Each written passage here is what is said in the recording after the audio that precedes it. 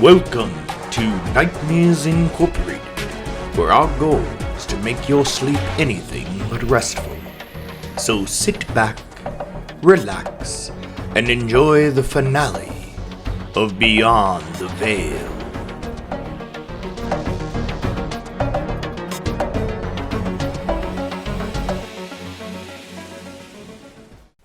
"5:35 a.m. As he slowly led his convoy down the darkened streets of Haven to begin their run, the memory of another dawn flickered through David's mind. It was the memory of the first morning of his life in a war zone, when at just 18 he'd stepped from the belly of an olive-drab transport plane onto the cracked tarmac of Long Bin Post. The air in Vietnam was suffocating. A thick, unyielding wall that pressed on his chest with every breath. Humidity had clung to his skin, beating sweat on his brow before he'd even moved. The scent of damp earth and aviation fuel mingling with the faint odor of mildew from his new kit. The sky above had been blistering and colorless, a blazing dome that promised no shade and little mercy. In the distance, the jungle shimmered, its emerald haze warped and restless, alive with the ceaseless chatter of insects and the throaty calls of unseen birds. The ground had squelched beneath his boots, half mud, half dust, churned by the endless traffic of trucks and boots. Even the air had felt alive, pulsing with a low electric tension that seeped into the bones. David's heart beat a staccato rhythm as he shouldered his duffel, eyes wide with the terror of the unknown. All around him, soldiers from every corner of America stumbled forward, blinking, their faces slack from the overnight flight and the sheer sensory overload. The sun had barely risen, yet already heat radiated from every surface, transforming fatigue into something else, something that was almost tangible. War, until that instant, had been just a word, a story on the evening news, grainy footage of helicopters and rice paddies, a distant rumble in a far-off land. Now it was everywhere. The metallic tang of rifles, the shouts of officers corralling new arrivals, the rumble of armored jeeps, and the endless damp embrace of the air. Fear snagged at him, sharp and persistent, as he moved with the flow of green uniforms toward the orderly chaos of the reception area. In David's memory, this was the first time he had heard Brewster speak within his mind. As years went on, Froman recognized this voice as just being his own, speaking in the tones of the man who had taught him more than he had realized at the time. "You in the shit now, West Virginia," the voice had said. "I know you're scared, but you remember what I taught you and trust your new brothers. You do that, and you'll be just fine. Just try not to embarrass me." He glimpsed the hardened faces of men returning from patrol, boots caked with red mud, eyes shadowed and hollow. Some moved with purpose, others with a haunted detachment, but all seemed to carry a gravity that David felt acutely. The reality of it, the possibility of violence behind the tangled tree line, the knowledge that each sunrise might be his last, settled uneasily on his shoulders. In that first moment at Long Bin, David Froman knew, with a certainty that would never leave him, that war was not an abstraction, but a living, relentless presence. It was the heat, the mud, the shouts, and the silence between them. And as the sun climbed, burning away the last cool breath of dawn, he understood he was truly, irrevocably, at war. He had arrived on Vietnamese soil a few months after the Tet Offensive's thunder had faded from headlines and the battered landscape. The official line was that the momentum had shifted. Commanders spoke of renewed hope and steady progress. The promise of an approaching victory carried on the crackling frequencies of armed forces radio and in the polished words of visiting dignitaries. For a while, it seemed as if the tide was truly turning, and the war might finally bend towards resolution. Yet beneath the surface, the realities were harsh and unyielding. By the close of 1968, the cost was staggering. More than 16,000 American lives lost in that year alone, nearly 30% of the total fallen in Vietnam. The numbers were more than headlines. They were the reason for empty bunks and silent mess halls, for the haunted expressions on veterans returning from patrol, for the letters home that sometimes never made it past a folded flag. Every day, David saw the war's toll etched in the faces of his brothers, and felt it in the quiet moments between orders, when the enormity of it all pressed in from every side. The war, no matter its shifting fortunes, was never just a matter of strategy or statistics. It was a living reckoning, and David carried that knowledge with him as surely as his rifle, through every sunrise and every long, uncertain night. When David finally made his way back to Haven, Virginia in 1972, the transition was quiet but absolute. A return not to innocence, but to a different kind of battlefield. The familiar storefronts, shaded porches, and winding lanes of his hometown seemed unchanged. Yet each sight and sound struck him as both comforting and strangely foreign. The rhythms of civilian life, lawnmowers humming, radios drifting from open windows, children's laughter echoing up the street, felt gentle yet oddly distant, as if observed through glass. Almost as soon as his boots touched home soil, David had applied to the sheriff's department. He was drawn by the prospect of order and camaraderie, the steady rhythm of duty that echoed the structure he'd known in the Army. The application process itself felt like a rite of passage. Interviews in paneled rooms, handshakes with old-timers who remembered him as a boy, and the uniform fitting, which somehow felt as solemn as donning fatigues for the first time. The badge became another kind of armor, a symbol of responsibility, of belonging to something greater than himself. The brotherhood of deputies, with its code and quiet kinship, offered him a way to channel the vigilance and discipline the war had sharpened in him. The small rituals of the job, morning briefings in the station house, the weight of the radio at his hip, the snap of the cruiser's door, became his new routine. At first, the streets of Haven appeared peaceful, a haven in more than just name.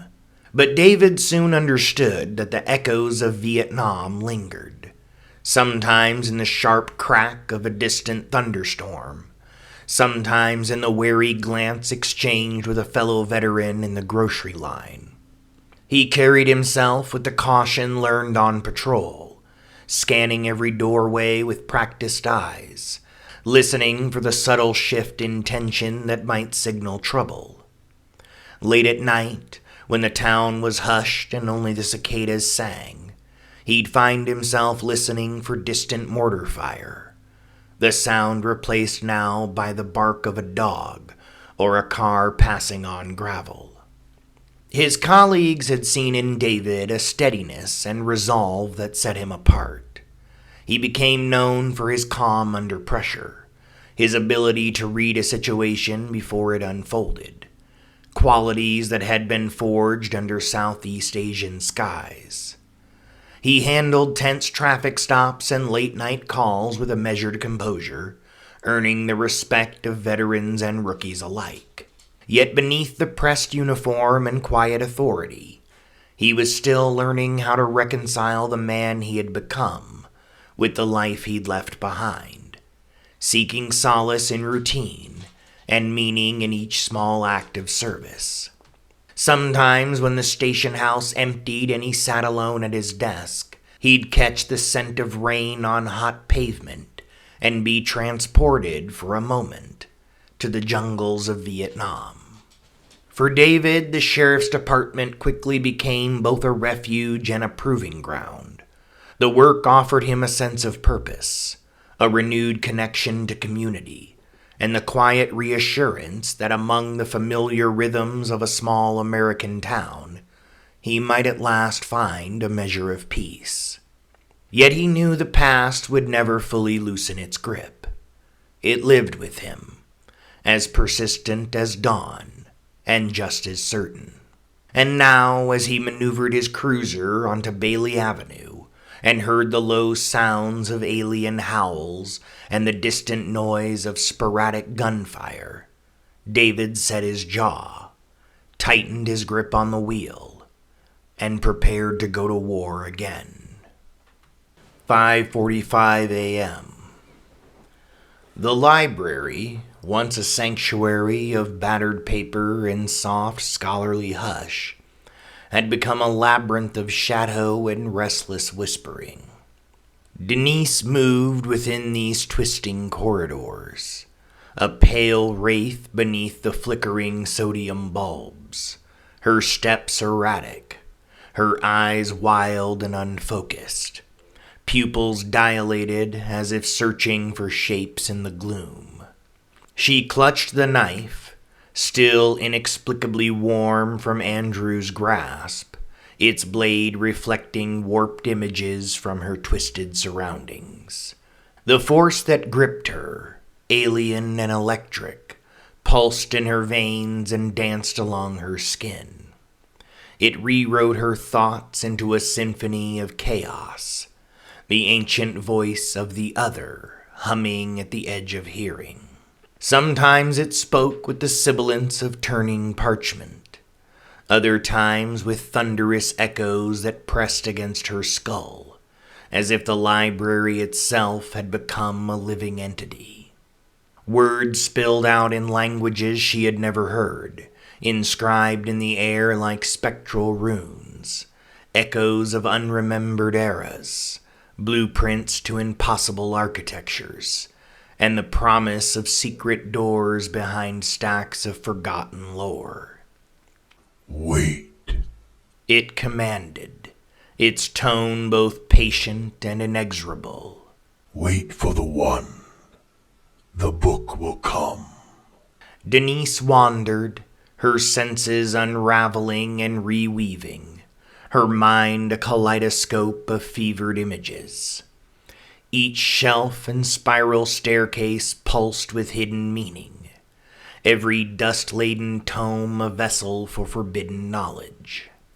She ran her fingers across gilt-lettered spines as if reading Braille in the dark, and the voice murmured truths that twisted her heart, formulas for summoning light from shadow, instructions for unmaking the familiar world and remaking it anew. She laughed sometimes, a quiet and shattered sound. Sometimes she wept, silent and inconsolable, longing for the person she once was, before the hunger of the unknown claimed her. The library responded to her presence. Books shuddered as she passed, their pages fluttering open in sudden bursts. Floorboards creaked in patterns that seemed to mimic ancient rhythms, and the stale air grew heavy with expectation. Denise traced glyphs in the dust atop a marble reading table, symbols she could now decipher, though she could not recall ever learning them. The knife pulsed in her grip, growing heavier as the voice grew louder, its will aligning with the throbbing chaos within her. In the dim alcove near the rare manuscripts, The world outside remained within the dark grip of the other. Muffled roars and cries echoed far away, and a sound like distant thunder rolled somewhere beyond the walls.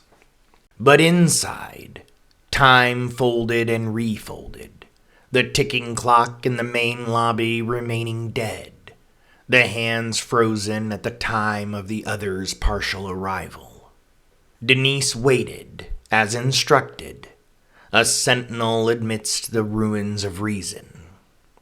The other spoke of the book, of its coming, of the shape of destiny that would arrive with silent footfalls and trembling hands.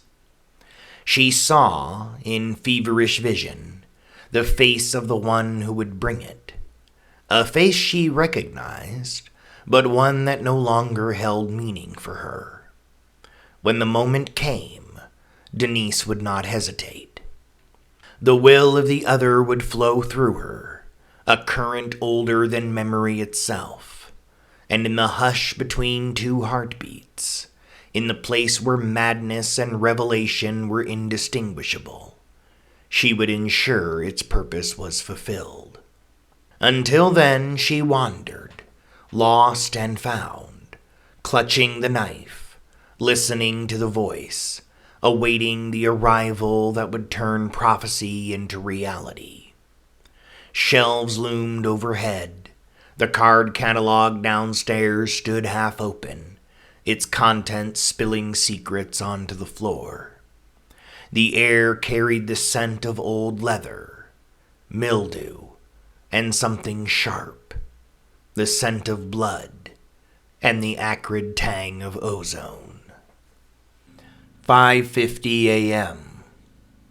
Outside, the persistent darkness pressed against the library's ancient stone facade, the silence fissured by the slow crunch of tires over shattered glass and fallen branches as Michael brought the battered cruiser to a halt under the dead remnants of a street lamp. He hesitated for a heartbeat, the borrowed keys, still bearing a tattered Sheriff Froman tag, digging cold crescents into his palm. Mist clung to Haven streets behind him, and in its shifting folds, Michael saw the skittering shadows, the things that once masqueraded as townsfolk, now hunched and misshapen, slipping between burned-out vehicles and walls scorched with cryptic, spiraling marks. Andrew's apparition materialized beside him, sallow and translucent, eyes hollowed by grief and something crueler. The ghostly voice scratched at Michael's eardrums, threading through his own thoughts as easily as smoke through a keyhole. "You're too late. None of this can be undone," Andrew sneered, fingers tapping a rhythm of accusation on the glove box.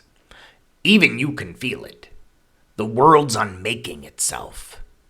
He stepped from the battered cruiser, shoes crunching shards of glass scattered like brittle bones across the pavement. The library's silhouette loomed before him, transformed by a malign force, its once dignified facade now bulging and warping, stone veins pulsing in unnatural rhythms. Ancient masonry had split and fused, arches collapsing inward, windows stretched into elongated spirals that seemed to wriggle as Michael approached. In the gloom, slivers of sickly light bled from warped panes, writhing across the ground in patterns that mocked memory and geometry. The air pressed tight against his chest, thick with an electric tang that prickled his skin and seemed to whisper at the edges of his thoughts. The mist behind him twisted and coiled, occasionally revealing the hunched shadows that prowled, their limbs too long, faces a grotesque echo of the people they had once been. The book, which he held tightly under his right arm, The book that had started this nightmare, the book that he was hoping could somehow fix things, now felt small and useless against the enormity of what stood before him. As Michael drew nearer, he saw the main doors that had become something else entirely. Wood, glass, and metal fused by forces that had no regard for earthly craftsmanship. The grain of the mahogany seethed with the shimmer of bent steel and fractured glass. Hinges drooped like melted wax, and the doorknobs bulged, splitting into jagged teeth. The doors pulsed, flexing inward and outward in slow, deliberate waves, as if the building itself was learning how to breathe. A deep, resonant vibration ran through the soles of his feet. Then, as if in response to his presence, the fused doors began to realign, their components groaning and sliding, scraping across one another with a sound halfway between a sigh and a growl. The transformation was monstrous. The doorway expanded, yawning wide, and for a moment Michael glimpsed the suggestion of a gullet lined with catalog cards, their edges sharp as razors. A slick, lacquered tongue of warped wood slid back to reveal the darkness beyond. The energy radiating from the library was palpable now, a current that seemed to tug at his bones, filling the air with the scent of ozone, scorched parchment, and old blood. The very mortar between the stones glimmered faintly with glyphs, shifting just outside the reach of comprehension. Above, the gables appeared to flex in time with the rumble of distant thunder, as if the library's very structure was attuned to something ancient and ravenous. With a final breath to steady his nerves, Michael ascended the steps, each one groaning under his weight. He gripped the book even tighter and forced himself to enter the monster's mouth. He stepped into the living labyrinth, knowing that inside the ritual waited to be fulfilled, and the unmaking Andrew Shade had promised was already underway. Inside, darkness clung like cobwebs, swallowing the last meager light offered by the alien stars. The library's air was thick, each breath tasting of scorched parchment, and the faintest hint of something animal, something rabid. Floorboards groaned under his weight, echoing in patterns that twisted through his memory, and almost sounded like a voice trying to speak to him. The main lobby unfolded before him. Card catalog drawers hung half open, their yellowed cards dribbling to the floor in sigils and somber warnings. Among the scattered papers, Michael caught the faint glimmer of something wet, trails of crimson like breadcrumbs leading deeper. Beyond what he vaguely recognized as the lobby, the building seemed to have redesigned itself. Michael's heart sank as he saw the twisting corridors leading off in several directions, the high ceilings that defied imagination, and the instant impression that the building was larger on the inside than it had appeared from the street. He began to wonder how he would ever find the stairs leading to the basement, and if he could manage that, how would he find the secret room where the ritual had begun? He did not get long to ruminate upon this, however. Denise's silhouette emerged, knife glinting in the gloom, hair wild about her face. Around her, the dust swirled in unnatural eddies, glyphs glowing faintly wherever her fingers had passed. The air between them throbbed, alive with expectation, with the ancient voice that hummed at the edge of hearing. promising ruin. Michael stopped, heart pounding hard enough he could hear its echo join the distant sounds of sudden sirens outside. The moment stretched out, the two of them only staring at each other. "Oh shit! Plot twist," Andrew said in a mocking tone of voice. "Looks like you got some competition."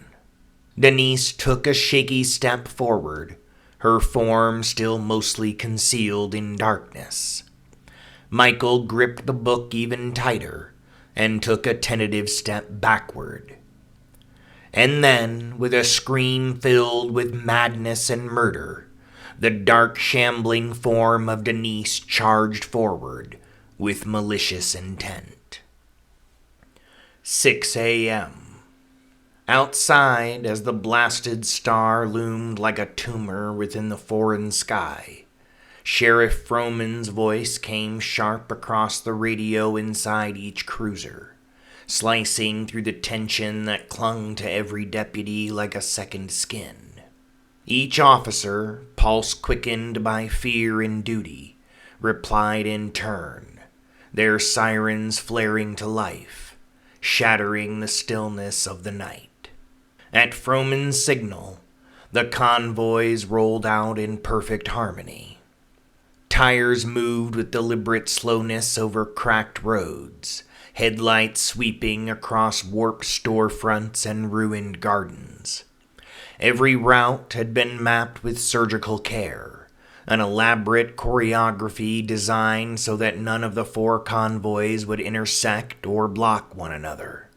The radios buzzed with clipped updates as the cars crept along at exactly 20 miles per hour, a speed meant to tantalize, hopefully being enough to draw the creatures out, to lure them into the open without turning the streets into a slaughter. For a moment, Sheriff Froman caught his own reflection in the rearview mirror, jaw clenched, eyes shadowed with the weight of consequence. Doubt flickered.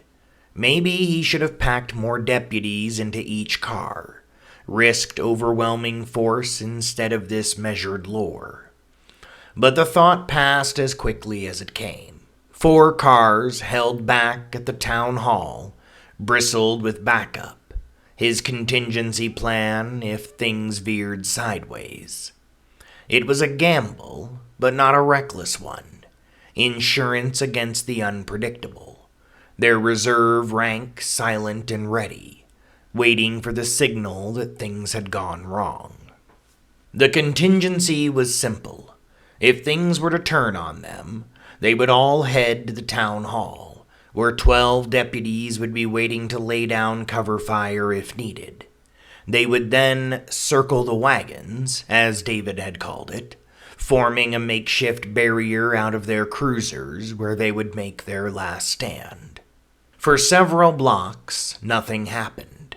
The deputies braced themselves, hands tight on their steering wheels, eyes flitting from mirrors to the crawling shadows beyond the glass. Store signs sat dead, and strange vines crept through gutters. The odd tentacular shapes moved within the shadows. All were symptoms of what had happened on this long and troubled night. Then, as they passed the skeletal shell of an abandoned church, the first of the creatures stirred. Hulking, distorted shapes that swayed on 2 long limbs, their skin mottled and wrong, emerging from doorways and alley mouths like nightmares granted flesh. Their eyes, if they could be called that, glimmered with a cold curiosity, tracking the movement of the slow-moving vehicles. Tension soared as more of them appeared, moving in that uncanny, jerking way that seemed both insectoid and entirely alien. Deputies could feel their gazes even through the glass. Radios crackled with hurried whispers, each convoy leader reporting the creatures' movements, the erratic way they swarmed behind and beside the cars, but never quite making contact. For a time, the creatures did not attack. Instead, they drifted behind the cruisers in a strange, silent procession, weaving through the detritus of the streets with an eerie deliberation. Their twisted bodies loamed in the wavering glow of headlights, heads cocked at odd angles as if trying to puzzle out the source of the wailing sirens. Some paused mid-step, their odd bone-like feelers twitching, their attention locked onto the flashing lights and the noise that pulsed and bounced against the empty facades. David watched with mounting dread as the procession grew. Each time he glanced in the rearview mirror, more figures emerged from alleyways and ruined buildings, drawn not by hunger, it seemed, but by a kind of bewildered curiosity. The sirens held them in thrall, and for a moment the night became a grotesque parade, the deputies driving at their steady, tantalizing speed, while the creatures followed just out of reach. The air was thick with nervous anticipation. Radios crackled with tense updates, and David could feel every muscle in his body wound tight. It was as if the monsters were waiting for something, their movements hesitant yet persistent, each step bringing more of their misshapen kin into the open. Their procession trailed the convoys, never quite closing the gap, and the streets behind began to fill with a writhing mass, an audience that studied the vehicles with alien wonder, drawn onward by the cacophony of sirens and the glint of artificial light. "Get ready," David said over the radio. "One of them is going to make a move pretty soon, and once that happens, the rest are going to follow." The convoys pressed forward, their paths winding through streets now unrecognizable, warped by the night's terrors and claimed by creeping tangles of vine and shadow. Behind, the creatures lurked in growing numbers, their grotesque silhouettes trailing the cruisers with unsettling intent. Every block seemed to stretch and distort, as if the world itself was bending under the weight of the unnatural procession. The deputies drove on in tense formation, destination fixed yet dread mounting, the night alive with the silent chase of malformed watchers. The tension snapped, loud as a whip crack, when a guttural growl rolled through the night, a sound too primal for language, yet filled with an unmistakable need. The deputies flinched, each heartbeat thundering in their ears as the creature's assault began.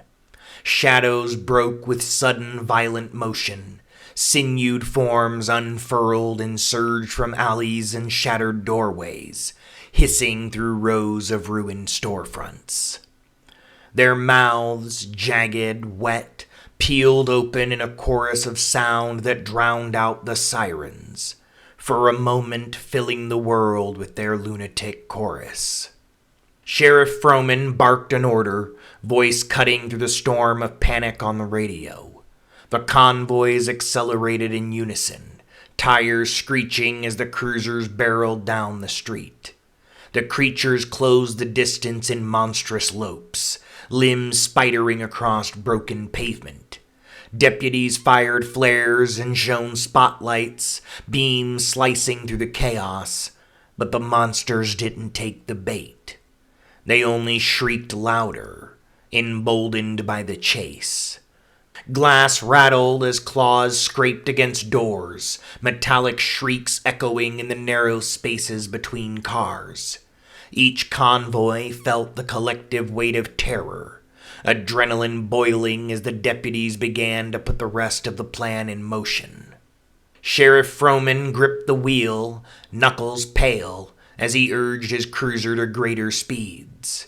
The siren's wail became a distant echo behind the thunder of the engine, and every twist of the steering wheel felt like a desperate gambit against the unnatural tide surging through the darkness. He shouted clipped orders into the radio, voice tight but in control, directing the deputies to follow his lead as he peeled into a narrow alleyway, gravel spitting beneath tires.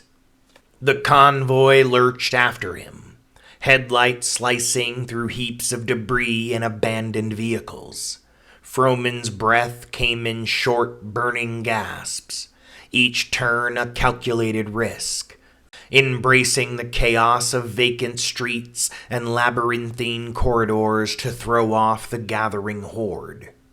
Yet with every dart into shadowed passageways, he caught glimpses of movement at the periphery, shapes too grotesque, too unbound by the laws of nature, sliding between the folds of night. Sweat traced cold rivers down his brow, his thoughts tangled in dread and disbelief as the world outside the glass twisted further from sanity. Shadows fractured and reformed, giving birth to things he could scarcely comprehend. Limbs that bent backwards, eyes flickering with predatory intent, mouths bristling with teeth that seemed cut from nightmares. Each time he glimpsed them in the rearview mirror, his mind recoiled, refusing to accept what logic insisted must be true. These were creatures that should not exist upon this earth. The deputies followed, convoy strung out in fragile formation, their own faces tense and white with terror. Froman led them through hairpin turns, skirting piles of rubble and darting beneath sagging fire escapes, the cruisers weaving through the city's bones like sparks dancing over kindling. Behind, the monsters pressed on, driven by hunger that was endless, maintaining a pursuit that promised no mercy and no rest. 6:15 a.m. Michael pressed his back to a cold wall, chest heaving as he tried to slow his breath, listening for Denise's echo. The corridor behind him sprawled in tangled uncertainty, its cracked tiles and crumbling walls bearing witness to 100 unseen stories. All around him, a strange blue light flickered endlessly, casting sickly slices of illumination across the floor, never quite dispelling the gloom. Each sound was amplified, the distant groan of pipes, the scuttling of something small behind the paneling, the muffled thunder of his own pulse. He remembered Denise's shriek, a jagged, splitting sound that cleaved through the halls, twisting with a ferocity that bordered on the unearthly. During the chase, her silhouette had flickered in the half-light, sometimes hunched and feral, her wild eyes catching the glow from the unnatural light. Words had poured from her lips, warped and mingled with guttural noises, sometimes a curse, sometimes mad gibbering that made Michael doubt she was even speaking in language, her voice dissolving into pure animal panic. His escape had been a blind rush, feet pounding down cracked wooden floors, weaving through a maze of branching corridors that seemed to rearrange themselves with every frantic glance over his shoulder. Denise's pursuit had been relentless. Every time he thought he'd lost her, the echo of her breath or a ragged fragment of her call sent him careening down another unfamiliar passage. The building itself seemed complicit, warping and multiplying its geometry, corners sharp as razors, stairwells coiling impossibly, doors where there should be none. He had ducked into a narrow alcove, barely a slit in the wall behind a stack of abandoned filing cabinets.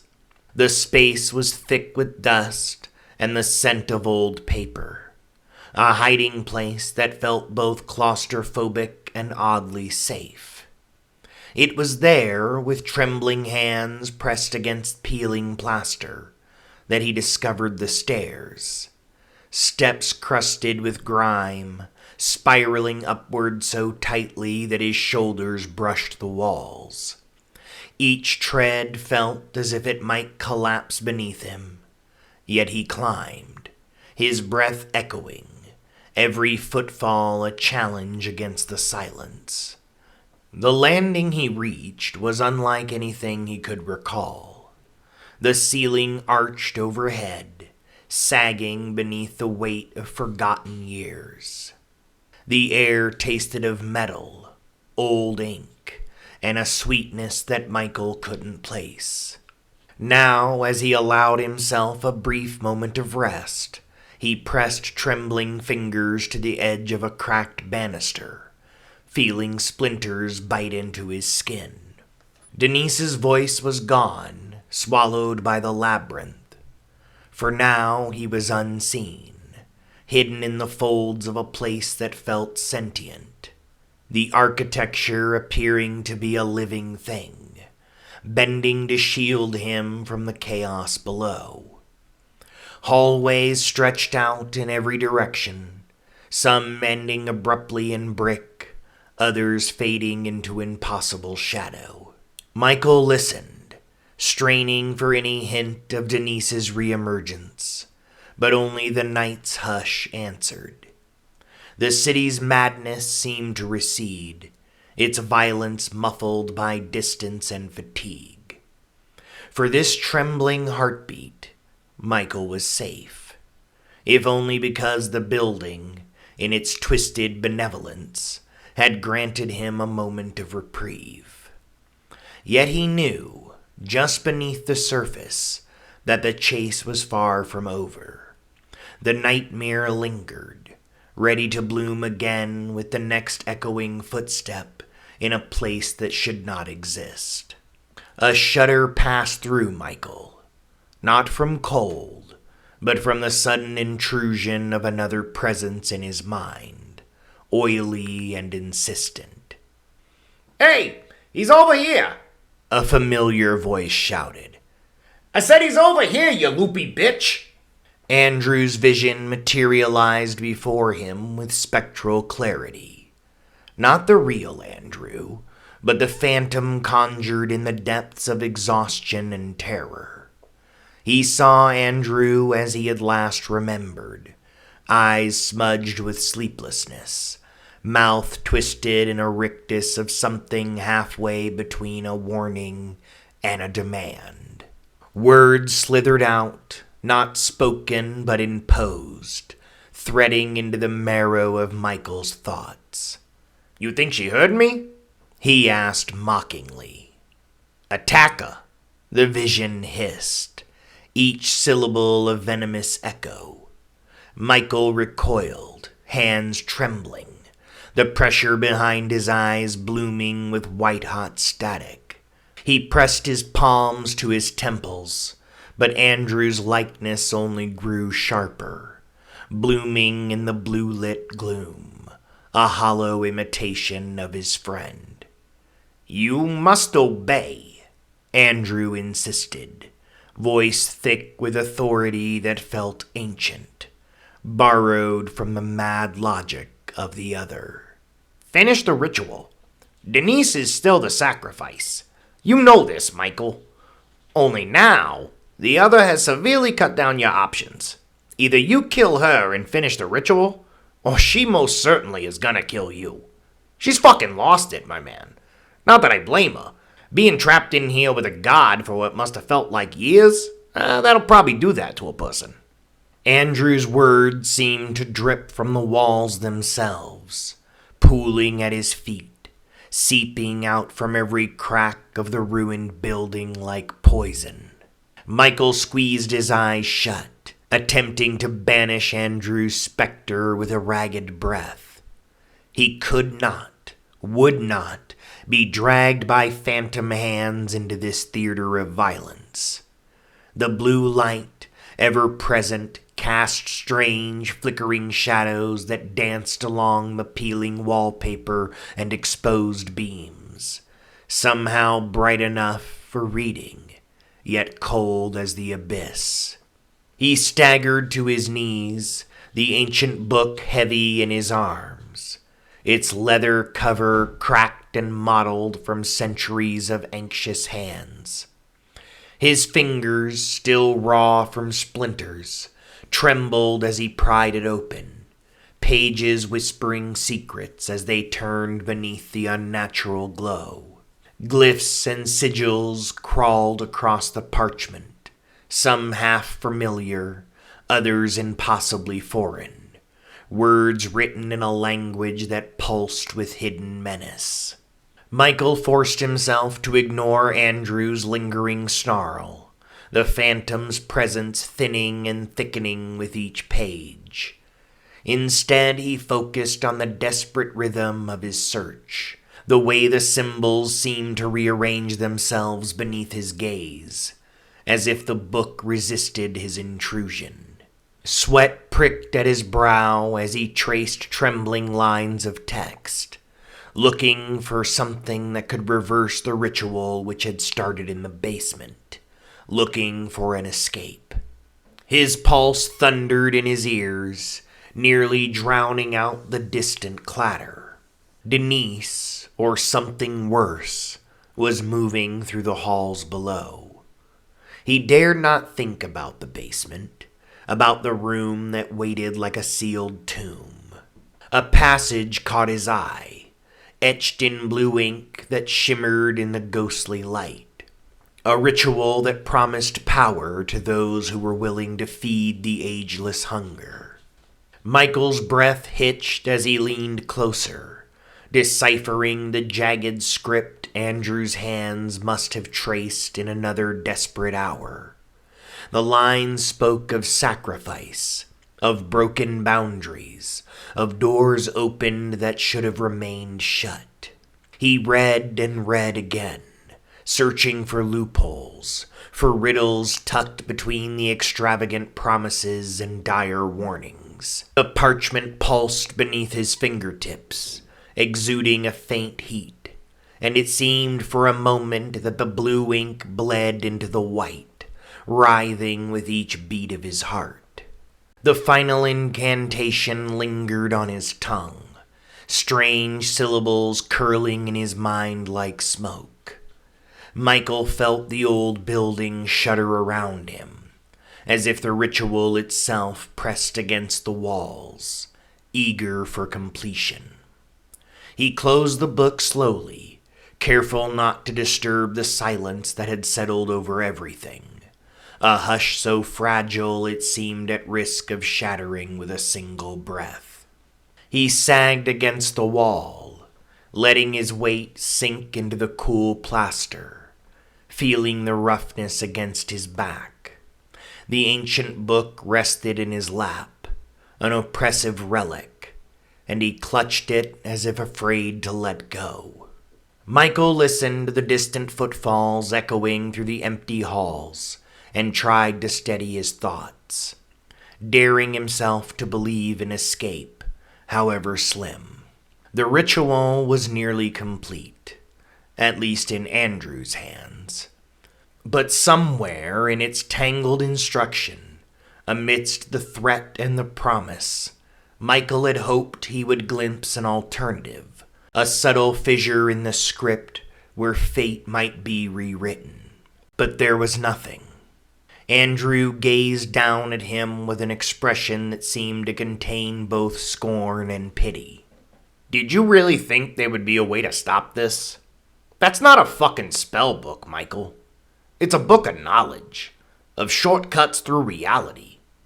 You don't summon the things it describes. You don't command them. You invoke them. And if you're lucky, you may serve them. You unlock the door and you let them come in. That book doesn't give you power over shit. I told you, you dumb fuck. There's no stopping this. 6:45 a.m. At first, the convoys worked well, despite the creatures giving rabid chase. But then they changed tactics. Some of the creatures began to back off, then came at the convoys from different directions. Sheriff Froman began to realize that his own convoy was becoming boxed in, and imagined the same was happening to the rest. The endless dark continued, and the warped streets rushed by through the dust-fogged windows as Froman gripped the steering wheel even tighter. The road behind was a trail of torn asphalt and twisted shadows. His convoy strung out in nervous sequence, each vehicle navigating the unpredictable terrain with equal parts caution and haste. At the outset, their progress had been steady, a writhing mass of howling creatures pursuing them, but never quite being able to close the gap. Now something had shifted. The creatures, once relentless, began to veer away from their straight pursuit, melting into the gloom at the edges of vision. Froman squinted at the map spread across his dash, tracing possible escape routes, but each seemed to fray and curl, as if erased by some unseen hand. He radioed Wyclef, who was behind him, voice low and tight. "They're not chasing us anymore. They're circling. Stay sharp and don't split off." The first proof of his assumption came quickly. From the left flank, a sudden burst of movement as several beasts darted into view, their midnight shapes flickering between abandoned storefronts. The convoy lurched, tires screaming on the torn pavement. In the rear view, Froman caught glimpses of others, fast, coordinated, coming from angles that were not exposed before. He felt doom closing in on them with each passing second. They were becoming boxed in. That was the only way he could think of it in his mind, cold and final. He imagined the rest of the convoys, the ones he couldn't see, couldn't warn in time, finding their own paths pressed shut by the same cunning horde, panic blooming as routes sealed one by one. Desperation rose. Every option seemed to collapse in upon itself. Froman's breath fogged the inside of the windshield as he scanned for the next opening, knowing that if they didn't break the pattern soon, there would be no way out. Not for him, not for anyone. The creatures had learned, and now the hunt was coming to a close. The radio crackled, sharp, frantic, pulling Froman's gaze from the shifting shadows. It was Hernandez, her words clipped by static and breathless urgency. "Sheriff, the rear car. It's gone off the road. Storefront on 6th. Smashed through. They tried to reverse, but..."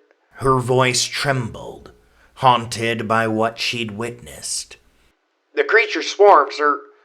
they're gone. I saw... But she couldn't finish. For a moment, only the hum of the engine and the distant guttural howls filled the silence. Froman closed his eyes, the reality sinking in. Another route sealed, another one of his brothers torn away. He forced his voice steady, pressing the transmitter close. "Hold position, Hernandez. Stick to the plan. Don't split yet. We keep moving. Keep your eyes up." He stared at the gray-lit street ahead, feeling the hunt tighten. The creatures weren't just chasing. They were breaking them down, one by one. The next transmission tightened the coil that had begun to form within the pit of David's stomach. Collins, sounding shaken, was nearly shouting into the mic.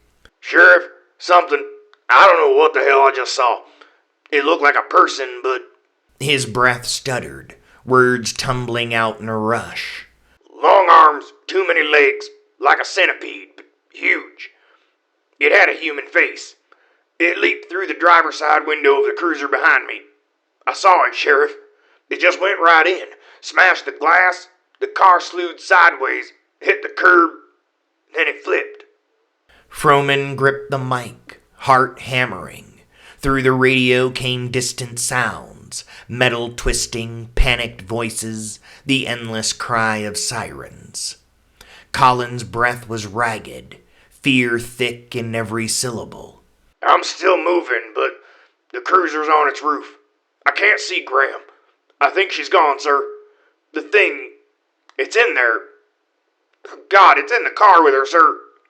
Outside, the creatures pressed closer, darkness creeping into every gap between vehicles. Froman took a deep breath and replied, Collins, keep your eyes ahead. Don't stop. Stay with us. I need you to get your shit together. We can't start coming apart now.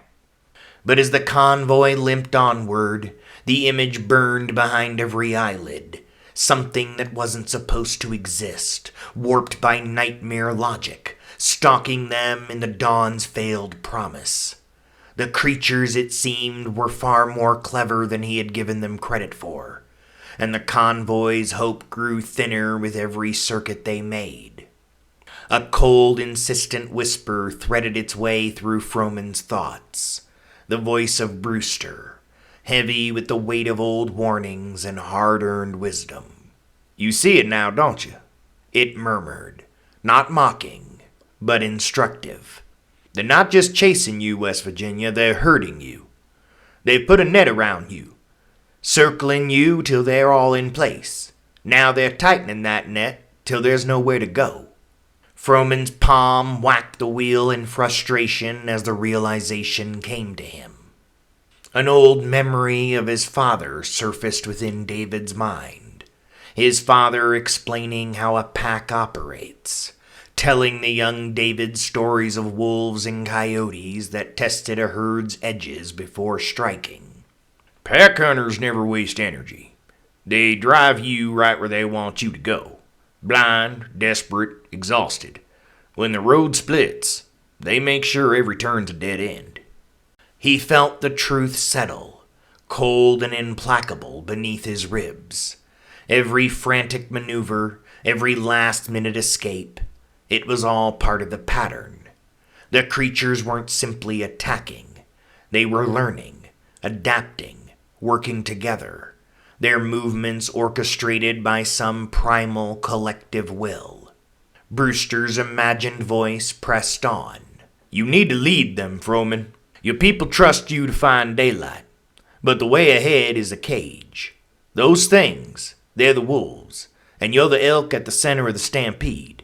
They're pushing you, closing a net made out of teeth and shadows. You feel it, don't you? You've got to make a break, son. Drive through the motherfuckers if you have to. Get your people to your fallback position, or these bastards are gonna pick you off one by one. Froman's mouth was dry, his pulse thundering in his ears. He looked at the huddled shapes moving just beyond the reach of his headlights, at the glimmers of terror reflected in each passing pane of glass.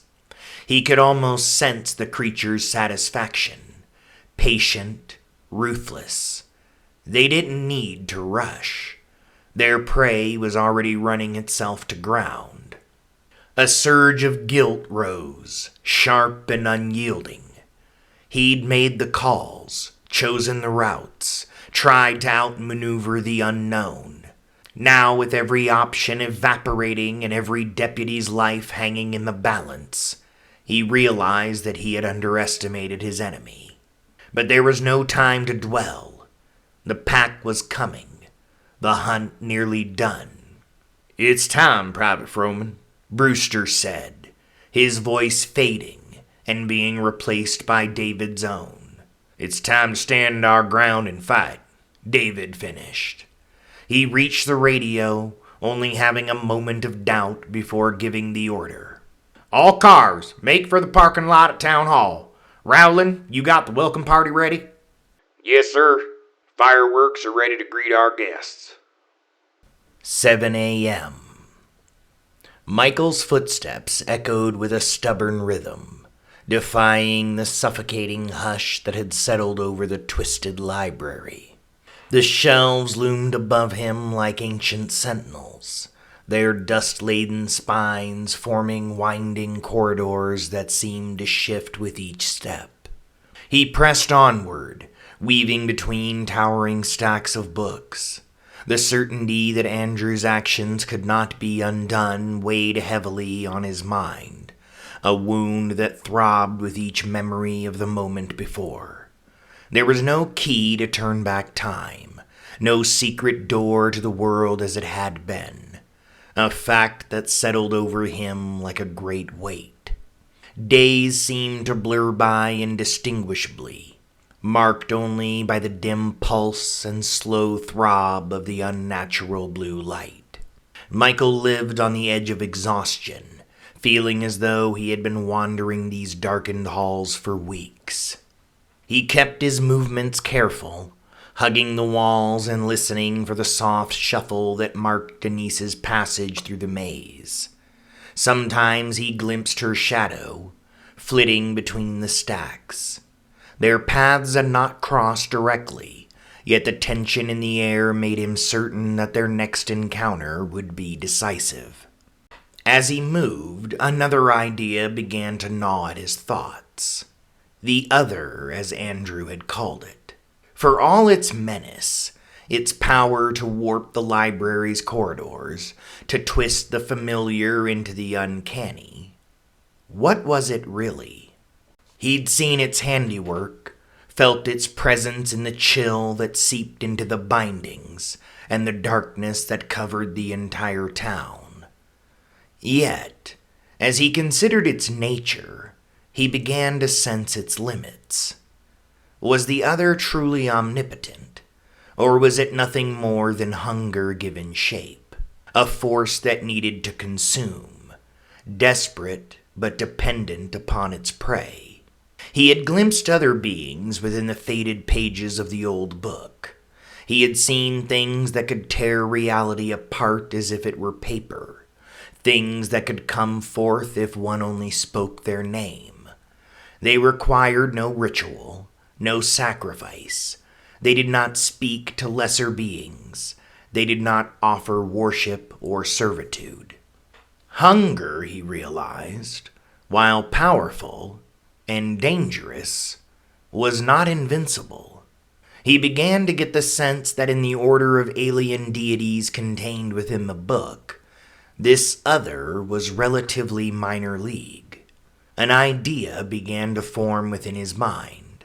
Resolutely, Michael pressed deeper into the labyrinth. He kept Denise's presence in mind, attuned to the smallest shift in the air, every creak and whisper of the stacks. As he ventured further, the unfamiliar geometry of the bookshelves gave way to architecture that was far less comforting. One moment the stacks pressed around him in twisted but recognizable order. The next, their outlines blurred and sagged, dissolving into walls that glistened with a mucilaginous sheen. The air soured, thickening with a stench that conjured images of rot and old secrets. Pages slewed off the warped bindings and pooled underfoot, dissolving into the slick substance that now formed the very halls themselves. Michael hesitated, letting his hand hover above the wall.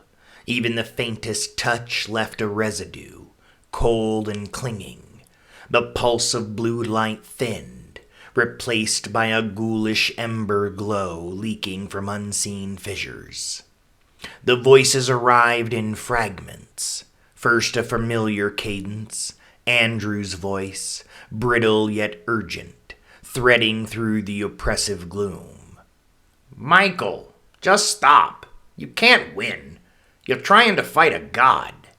Andrew's words splintered, cracked by static and swallowed by a deeper resonance.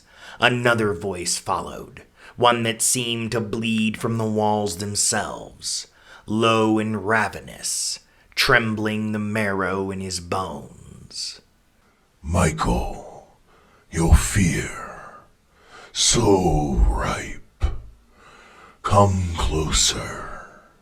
The other's syllables slithered around him, echoing from every angle, impossible to pin down. Michael pressed on, shoes sliding over uncertain ground, his mind wavering between progress and surrender. Shadows bulged from the corners, and the maze twisted unpredictably, as if alive and intent on reshaping itself with every breath he took.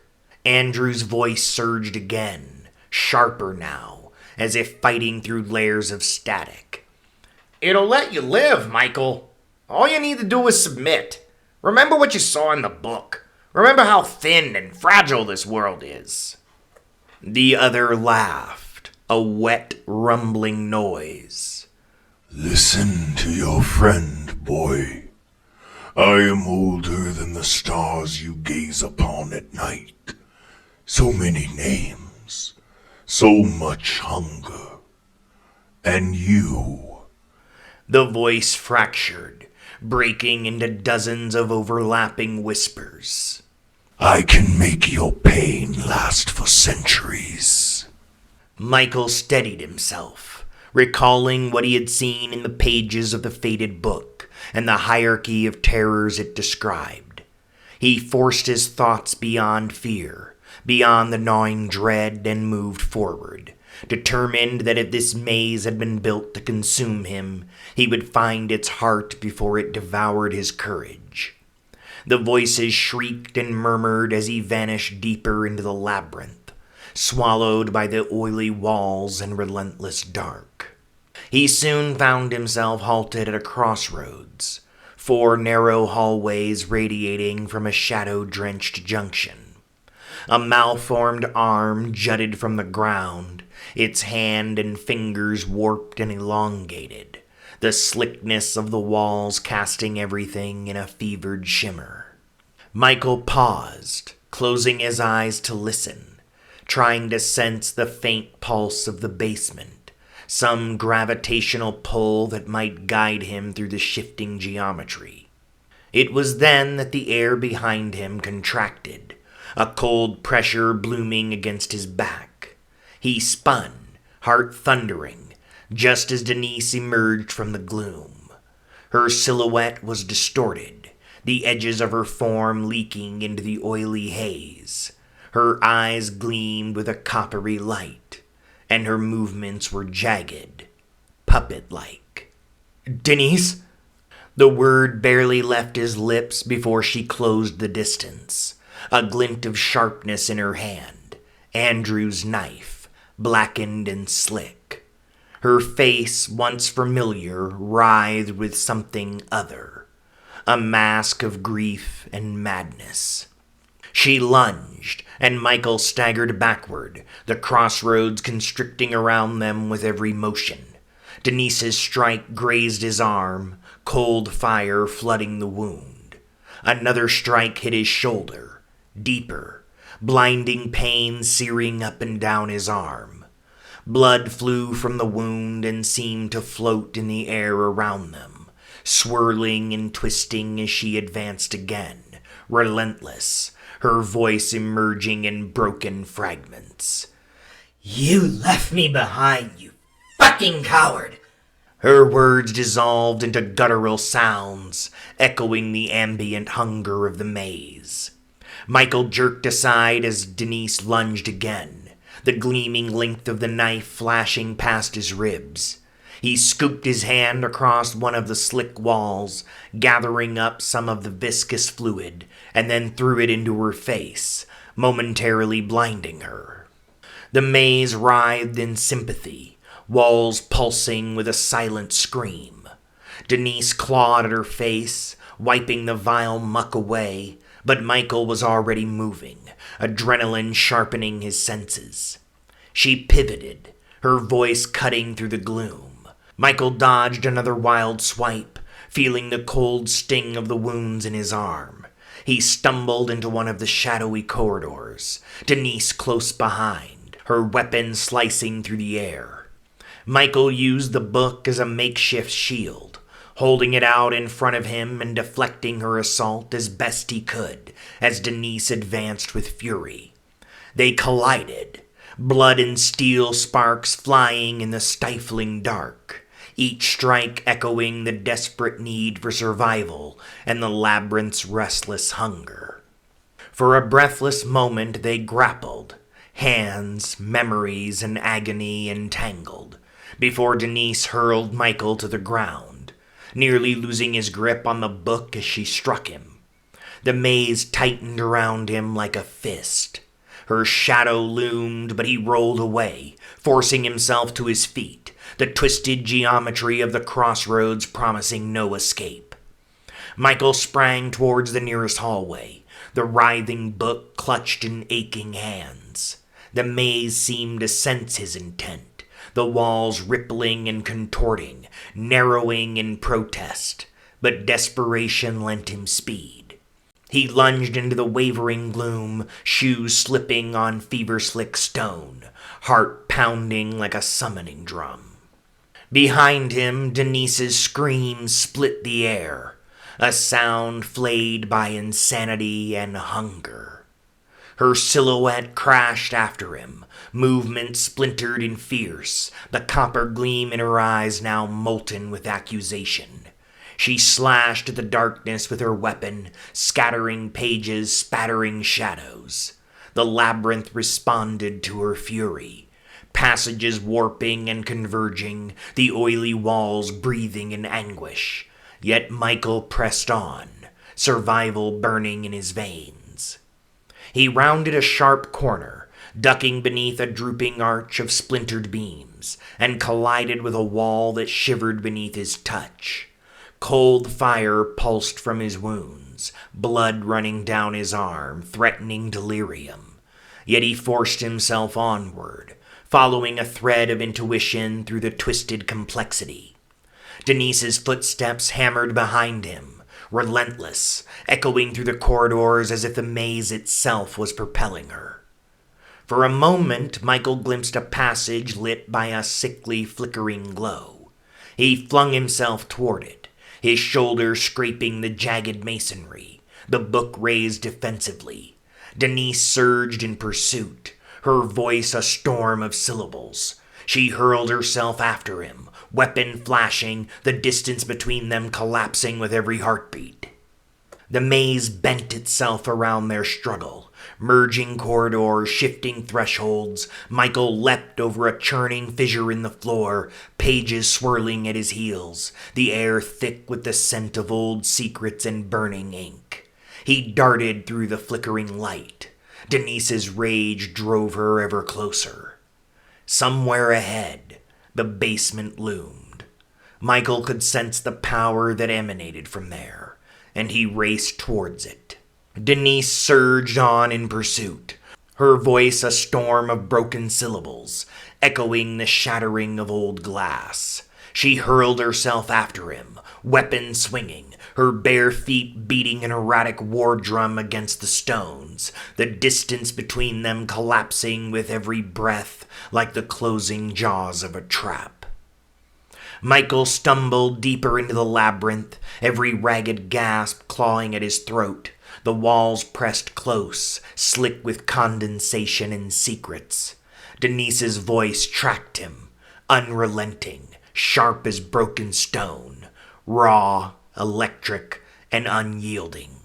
Her scream ricocheted through the passageways, the words fracturing and reforming, chasing him like a curse.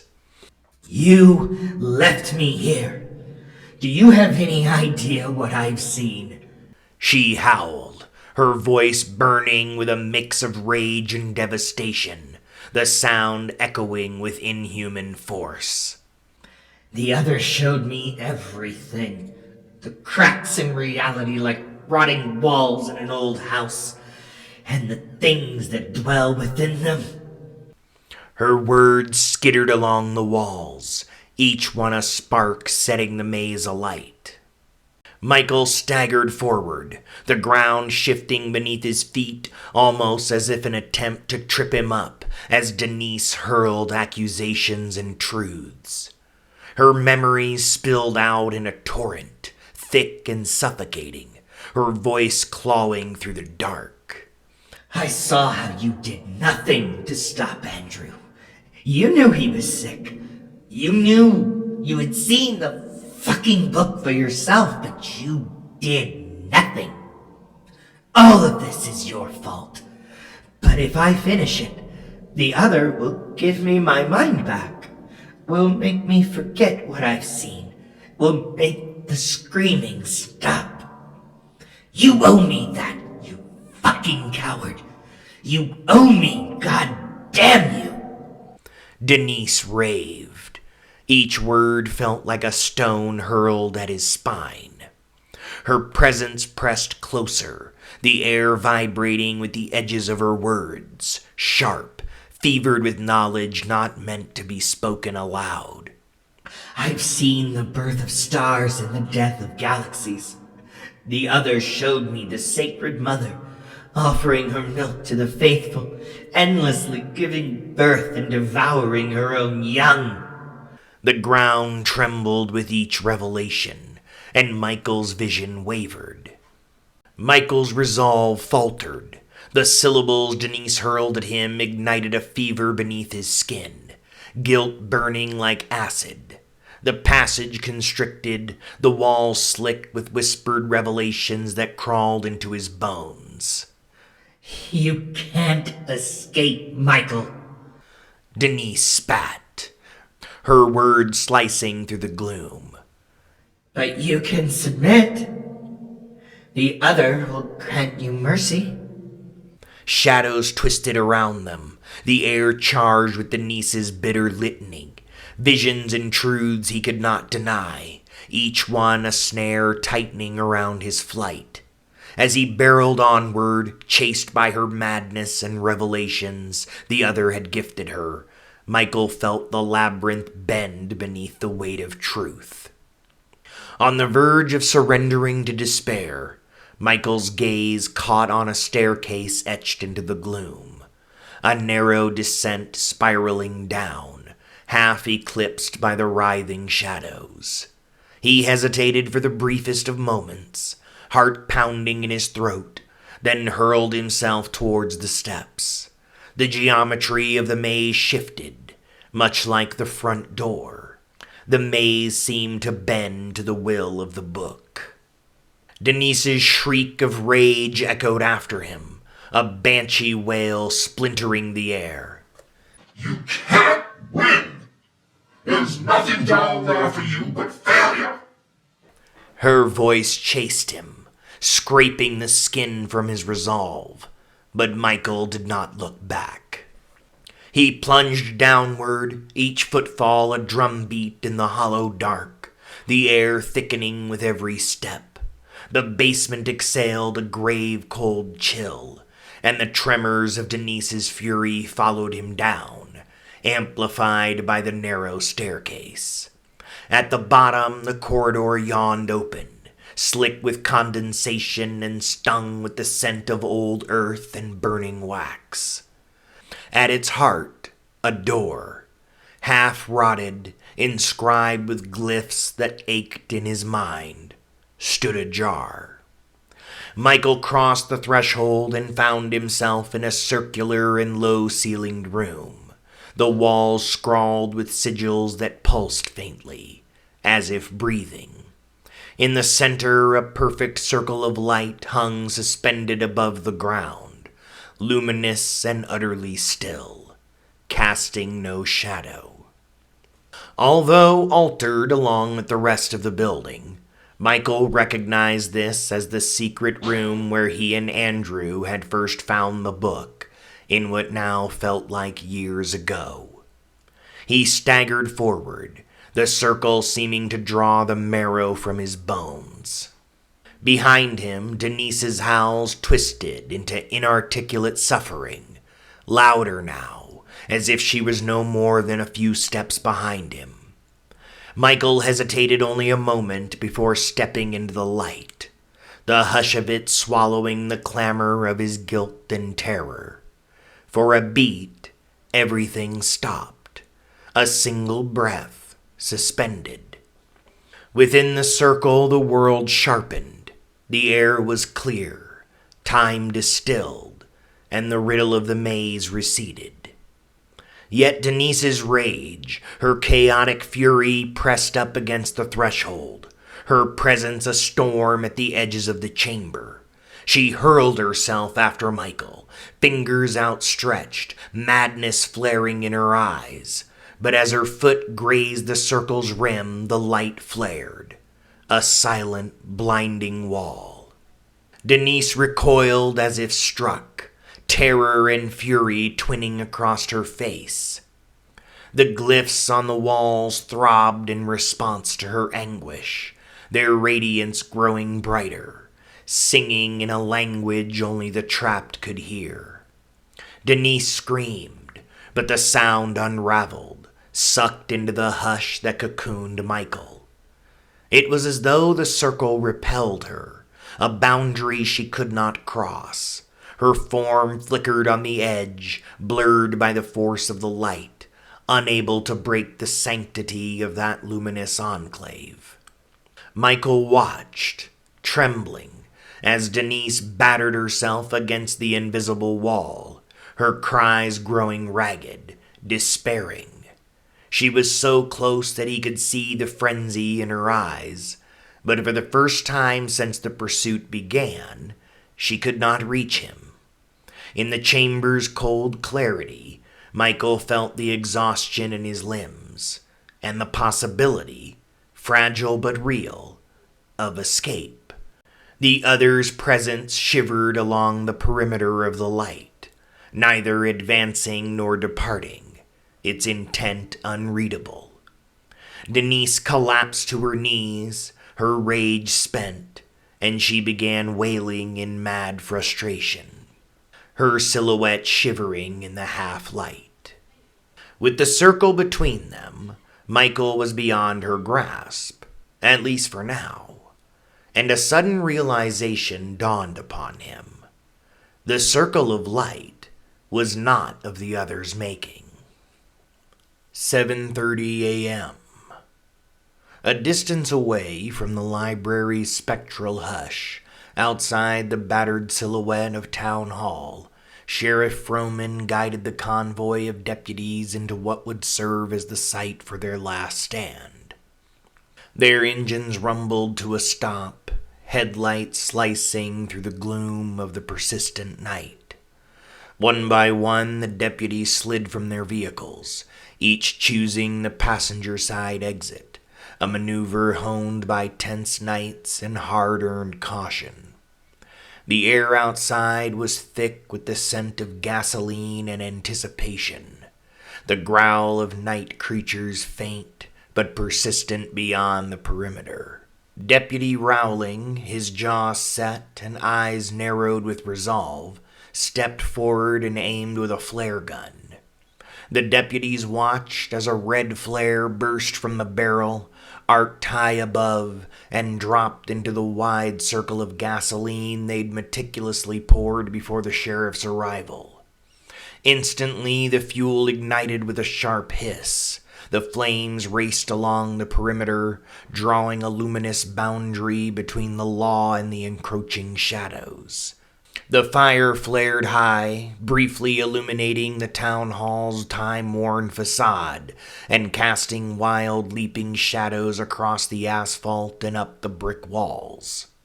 Creatures that lurked at the edge of vision, a blur of slick limbs and hungry eyes, recoiled as the inferno took hold. Their advance faltered, and some skittered back into the deeper darkness, repelled by the savage living curtain of light. The blaze sizzled and spat, the heat palpable even from within the deputy's defensive ring, and for a suspended moment it was as if time itself was holding its breath, waiting for the next move. Within their burning cordon, the deputies exchanged glances, their faces drawn, hands trembling on the stocks of shotguns and rifles, radios crackling with static. They watched for any sign that the creatures might test the fire, but the monsters remained at bay, pacing the edge, their eyes glinting, waiting for the flames to falter. And thus, Two circles, one forged in ancient inscrutable radiance, lighting up the night, the other formed from man-made steel, became fragile sanctuaries of hope. And within the center, human will stood defiant against chaos as the battle for survival pressed on. Sheriff Froman's gaze lingered on the roiling line of flames, tracing the uneasy choreography of shadows just beyond its reach. He knew, simply by watching as the creatures paced, by the tension coiled in every sinew, that the fiery bastion was a fleeting reprieve. Already the gasoline's acrid smoke thinned where the wind gnawed at the barricade, and the monsters grew bolder, slinking ever closer to the blistering edge. "We can't wait much longer," he murmured to Hernandez, who had made her way over to his side. "The fire won't hold him back for long." Hernandez nodded grimly, and the deputies, reading the steely resolve in their leader's eyes, tightened their grip on their weapons. Hearts hammering, they readied themselves, poised at the very threshold where the heat began to ebb, knowing the inferno would soon gutter and the darkness would press in once more. A collective breath was drawn, each soul knowing what was demanded and what was at stake. For a long heartbeat, the deputies stood motionless within their flickering bastion, the silence punctuated only by the low snarl of flames and the restless shifting beyond. Sheriff Froman's voice cut through the tension, steady and commanding. "Now!" he bellowed. "Open fire! Aim for their legs! Cut these motherfuckers down!" There was no hesitation. The deputies raised their weapons and surged as one against their man-made perimeter, leaning over the hoods of their cruisers, taking aim at the targets that were visible through the flames. The roar of shotguns cracked through the night air, followed by the sharper retort of rifles, each blast carving a brief, violent corridor of light into the gloom. The creatures recoiled, their forms twisting just out of reach, but the deputies pressed on, firing nearly in sync. Shadowy bodies lunged from the dark, slick and sinewy, their eyes glinting with hunger and hate. Deputy Rowling shouted a warning as one of the creatures broke through, its limbs a blur. Sheriff Froman leveled his sidearm and fired 6 times, the muzzle flash burning an instant hole in the night. The thing shrieked, an unearthly sound that split the air and sent a ripple of dread through the defenders. The night was now filled with the sounds of gunfire and the howls of monsters as the battle raged on. Echoes of violence ricocheted across the scorched earth, mingling with the guttural yowls of the creatures and the frantic shouts of human voices. Casings clattered to the ground in the emptiness. Twisted silhouettes were illuminated by bursts of muzzle fire, each shot pushing the darkness back by inches. Smoke and embers swirled with the acrid stench of fear, and the deputies fought not only with bullets, but with a desperate wild hope, a stubborn refusal to be consumed. Shadows leap and fall, wounded beasts shriek and vanish, while others circle, relentless, jaws snapping at the heels of the living. Amidst the chaos, Sheriff Froman's voice rings out again, rallying the line. "Hold steady! Don't give him an inch! Don't let up!" Even as he gives this order, he can't help but think, there are too many of them. 126 to start. Maybe we've incapacitated a few, but still. How many are left? 100? 100 against 22? That's impossible. Even the ones whose legs we've cut off are still crawling towards us. Still coming. We can't. We just can't. Put a lid on that shit, soldier. A colder part of David's mind spoke up. Normally, this would have come in Brewster's voice, but now there was only the sheriff's. Your people are with you. They believe in you. Now you take the fight to these goddamn things and quit with the doubts. Whether you die or not is irrelevant. You need to buy Michael and the people of Haven as much time as you can.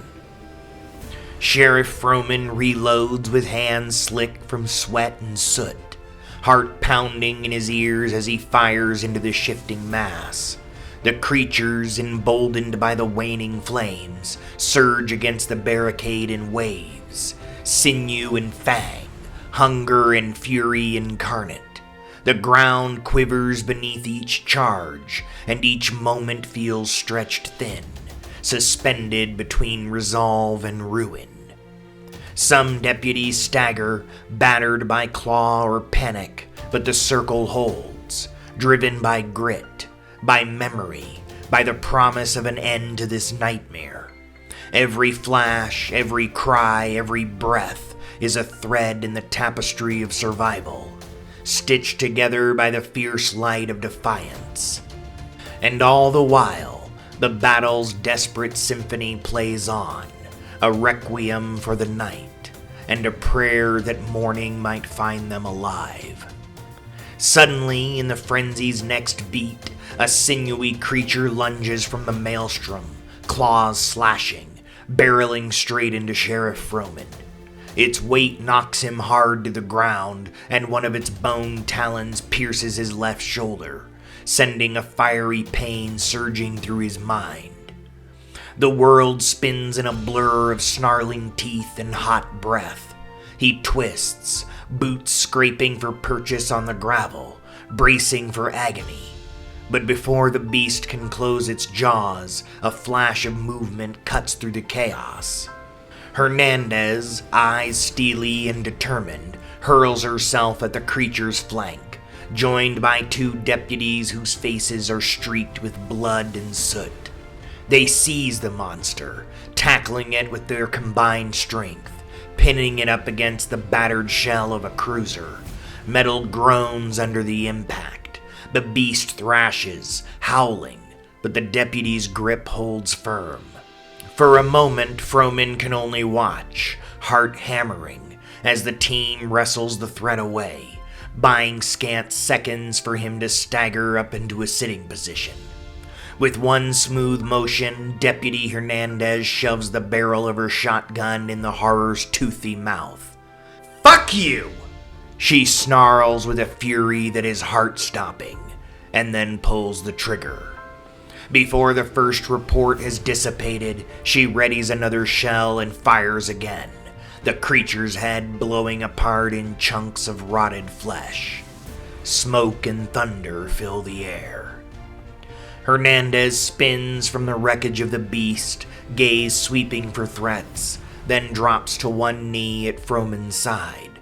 Her face, shadowed with grime and resolve, softens just enough to betray a flicker of concern. Without hesitation, Hernandez rips the sleeve off of her own shirt, the fabric tearing with a sound as sharp as the gunfire echoing through the darkness. Kneeling beside Froman, she folds the cloth into a crude bandage and presses it hard against the bleeding wound in his shoulder, her hands steady despite the tremor of adrenaline in her veins. He grits his teeth against the pain, forcing a ragged breath into his lungs. I'm fine, Froman manages, voice rough but edged with stubbornness. He tries to waver away with his uninjured arm, though the motion is feeble at best. It's just a scratch, Hernandez. I need you on the line with your shotgun more than I need your first aid. But Hernandez ignores him, her brow furrowing in silent rebuke as she tightens the makeshift bandage. "Quiet, Dave," she mutters, not unkindly, but with the quiet authority of someone who refuses to let bravado get in the way of survival. Around them, the world is a maelstrom of violence. The screech of the former residents of Haven, the staccato crack of gunfire, and the guttural bellows of the wounded and dying echo across the night. Shadows flicker in the red and blue whirl of cruiser lights, monstrous forms lunging and recoiling in the haze. Deputies move like phantoms through smoke, firing at shapes that dart just beyond the reach of headlights. Somewhere a radio squawks for backup, the voice on the other end nearly lost beneath the cacophony. A figure, Deputy Collins, limping, face half obscured by blood, drags a wounded colleague toward the thin shelter of another wrecked vehicle, bullets sparking off of metal. The desperate battle rages on, chaos surging in waves as the creatures charge, drawn by blood and fury, only to be driven back by shotgun blasts and the blazing discipline of the battered deputies. Their roars tear at the night, a symphony of rage and agony that seems to shake the very earth beneath Froman. Through the haze, silhouettes clash and stumble, some human, some monstrous, none untouched by violence. For every beast that falls, another surges forth, jaws snapping, claws raking at metal and flesh. The deputies, outnumbered and exhausted, fight with the last reserves of their strength, their faces streaked with soot and desperate resolve. Amidst the storm of bullets and bestial howls, loss carves its mark on the battered force. 3 deputies fall, their bodies slumped in pools of shadow and shattered glass. The chaos swallows them, swift and brutal. Each cut down by claw or fang or the merciless sweep of violence that refuses to yield. Their names are lost in the din, but the memory of their courage lingers. One falls shielding a partner, another as they reload, the third with a final defiant shot that sends a creature reeling. As the chaos rages on, a cold certainty seeps into Froman's bones, heavier than the blood soaking through his shirt. Each scream from the darkness, each thunderous snarl, chips away at hope with relentless, methodical precision. He sees deputies falling, one after another, their silhouettes snuffed out like candle flames in a gale. The line is buckling, and the world feels narrowed to the metallic taste of fear and the bitter certainty that they are being drowned by numbers and rage. He presses his back against the battered cruiser as Hernandez finally pulls away and returns to the fight, heart pounding like a desperate drumbeat. How much longer can they hold? The thought circles his mind, poisonous and unrelenting. The creatures are endless, inexhaustible. Their faces, if they can be called faces, twist in the strobing lights, eyes glinting with a hunger that will not be sated by flesh and bone alone. 8 a.m. Inside the secret room within the twisted library, Michael stands before the altar, the ancient tome splayed open, its pages trembling with a pulse that feels almost alive. Shadows slither along the warped shelves.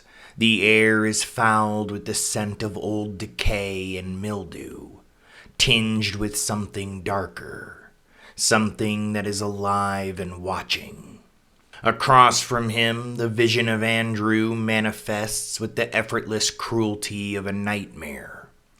Eyes glimmering with the same mocking amusement that has haunted Michael all through this long night. A grin curled with secrets and scorn. His voice still carries the easy confidence that he always had, only now sharpened into daggers. You really believe you can reverse any of this? Andrew sneers, gesturing expansively at the book, at Michael's trembling hands, at the walls themselves that seem to breathe and groan around them. It's already too late. The world outside, your new friends, they're swallowed whole. And you think there's anything in that book that can do anything about it? You saw for yourself, Michael. There's no reversing what's been done. Michael's knuckles whiten on the altar, the barest idea of a plan that he had jumbling in his mind, the heart of it slipping just out of reach every time he tries to seize it. Candlelight gutters on the altar, casting monstrous leering shapes that dance behind Andrew. Michael can feel rage rising, but underneath it, a cold dread. The knowledge that Andrew might be right. But he forces himself to look up, locking eyes with the specter. "I have to try," he says, voice hoarse but steady. "If hope's a lie, it's the only one we have left now." Andrew's laughter ricochets off the stone, a brittle, hollow sound. Put that on a fucking Hallmark card, Michael. Let's see if you can conjure anything up but more darkness. The vision flickers, growing taller, the features warping until Michael can barely remember the friend he lost. Only the mockery and the warning remain. The book's pages rustle furiously, as if they too are eager for the choice to be made. Outside, somewhere beyond the stone and silence, the chaos of Haven's last stand bleeds on into the night. But within the shadows of the library, everything narrows to Michael, the altar, and the possibility, however slim, that his plan will be enough to hold back the tide. As he begins to slowly leaf through the thick, unpleasant pages, Michael's gaze sharpens with a new, chilling clarity. The spectral figure of Andrew, its edges wavering in the candlelight, was never a mere memory or conjuration of grief, he realizes. The cadence of mockery, the uncanny swell of presence, these were not echoes of his lost friend, nor the residue of the ancient tome's power. A revelation pierces Michael. The vision, this sneering apparition, is something older, something vast and foreign. It is the voice of the other, ineffable and hungry, that has haunted the periphery of his nightmares and the margins of reality since the first page was turned. This specter before him was another bit of energy that had slipped through the door that had been opened. Perhaps it was a part of the invader's mind. Andrew's eyes, no, the other's eyes, shine with a cold, impossible intelligence, reflecting to Michael the truth of their encounter. He is not speaking to his friend, but to the threshold itself, the entity poised to break the shell of their reality. Michael's heart thunders in his chest, but his plan, such as it is, for a moment, seems less important than the act of recognition. To name this presence, to know the adversary, is itself a battlement. His resolve gathers anew, shaped by the knowledge that he is not pleading with the dead, but standing against the unknown, the cosmic invader that wears familiar faces only to sow despair. He straightens, voice trembling, but loud. "You're not Andrew. You're the thing that's clawing at the world's edge." The specter's grin splits wider, impossibly so, as the walls begin to pulse and breathe with the rhythm of a second heart. "Yes, boy," the other intones, the words ringing with the weight of worlds. Outside, the chaos surges. Inside, Michael readies himself, not just to speak, but to resist, knowing at last the true shape of the darkness he must face. Michael lets the silence stretch, his eyes never leaving the other's impossible gaze. He draws in a breath, steadying himself against the trembling in his hands. Do you know what a nuclear deterrent is? He asks, voice rough but edged with an odd defiance. It's a pretty popular concept these days. It's the promise that if one doom falls, another follows, so terrible that even the destroyer hesitates. A slow, delighted shudder passes through the other's form, its outline rippling with curiosity and something like amusement. Human threats and bargains. It murmurs, a voice as vast as the dark between worlds. You think your destruction is so singular that you can threaten the abyss with your own annihilation. Michael's mouth twitches, not quite a smile, more a grimace of determination. He turns from the other and begins rifling through the ancient book, fingers blurred with urgency. The pages flutter like restless wings, symbols crawling beneath his touch. Sometimes, he says, the only way to hold back what threatens to destroy you is to make the price of destroying you too high. His eyes flick up, daring the other to understand. The entity hovers, watching each movement, its interest sharpening at the crackle of paper and whispered incantations. Michael's hand stills as he lands on a page marked with a symbol that glows faintly in the gloom. A boundary, a threat, a promise. He presses his palm to the text, feeling the cold thrum of power. You may not fear our weapons, and you may not fear us, he says quietly. But you should fear what we're willing to risk to keep you out. The book hums beneath his skin, and for a heartbeat the library holds its breath, suspended between devastation and defiance. Low and clear, Michael begins to read the invocation. From the shadowed hush, Michael's voice threads through the dusk, weaving syllables not meant for flesh to utter. Yog-Sothoth, the key, the gate, the threshold of all worlds. I call beyond the veil of reason, through time's shattered lattice and the silence of unnumbered aeons. O guardian of the outer dark, O lurker at the threshold, attend this plea from within your cosmic labyrinth. By the name that is not a name, by the glyph that burns in dreams, by forgotten stars and memory of voids, open the way, O grand conjunction. Let the spheres tremble and the realms align.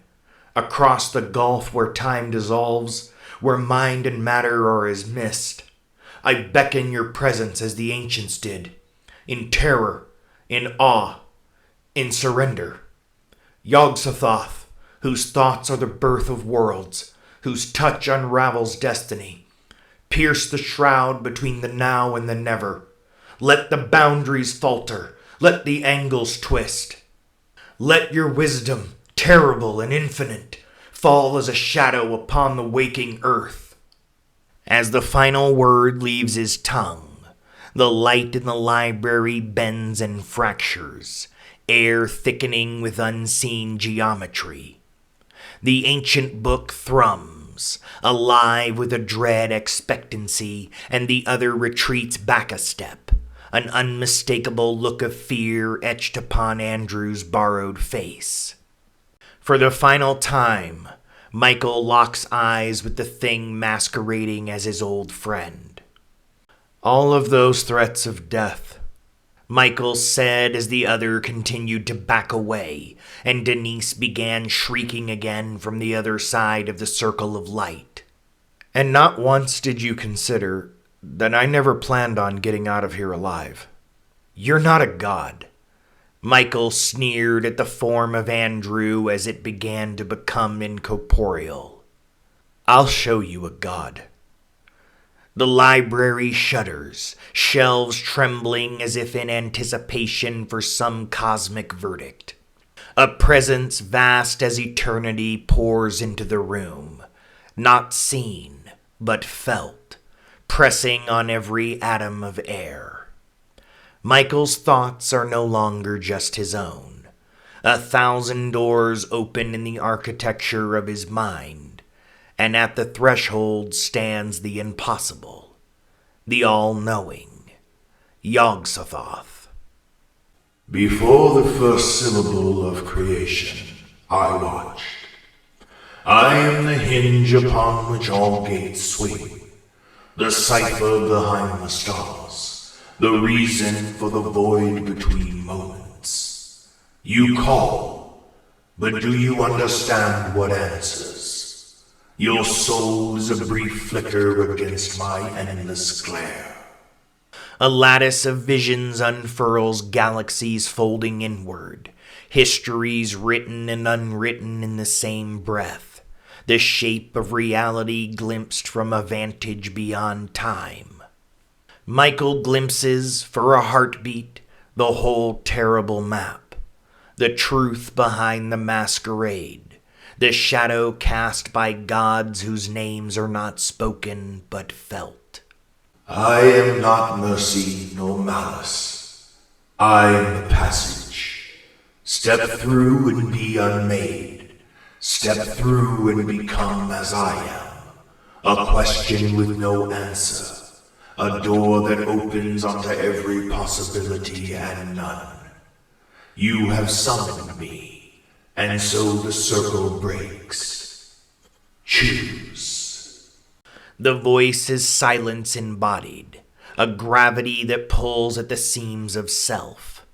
Michael stands at the precipice, illuminated by the awful radiance of Yog-Sothoth's presence, and the other begins to cry out in terror. Will you be the key at the gate? The voice of eternity asks. Will you open to me and be my vessel? Will you be unmade and remade again? As the other's form blows apart, its presence fleeing from the emergence of one of the outer gods, Michael makes his decision. A hush falls deeper than silence as Michael's feet leave the foundation of the world. Gravity surrenders him, and he rises, slowly, surely, drawn upward by an invisible current. His limbs uncurl, dissolving at the edges into plumes of luminous violet vapor. Each cell of his body dematerializes without pain, shedding its identity into a gathering nebula. The scaffolding of flesh gives way to spirals of sparkling mist, constellations igniting within what was once his frame. Orbs, tiny radiant eyes, spin in orbit within the purple haze that was Michael. Each a memory, a choice, a fragment of self now unwriting and rewriting itself in the script of the infinite. The world's colors are banished, replaced by a surge of ultraviolet brilliance. And then, at the center of the circle, there is only light. A blossoming, impossible brilliance that expands and contracts like the breath of the cosmos.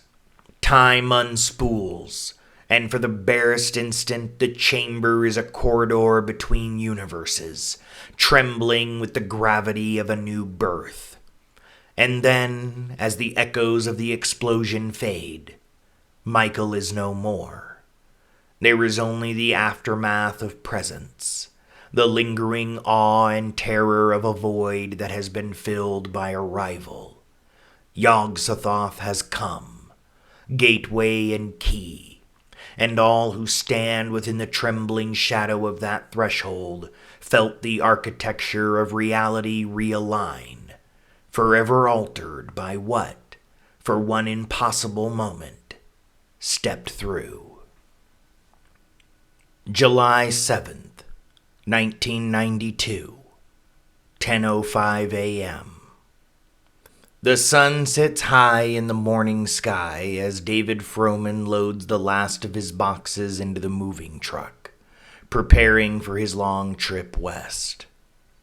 He had done his best to make a go of it ever since he, Hernandez, Collins, Wyclef, and 3 other deputies had awakened in the parking lot of the town hall. Most of them had been wounded, and around them were the bodies of their fallen brothers and sisters. David pauses at the edge of the truck, a box in his arms, and lets his gaze drift beyond the cracked asphalt, searching for something in the unblemished blue overhead.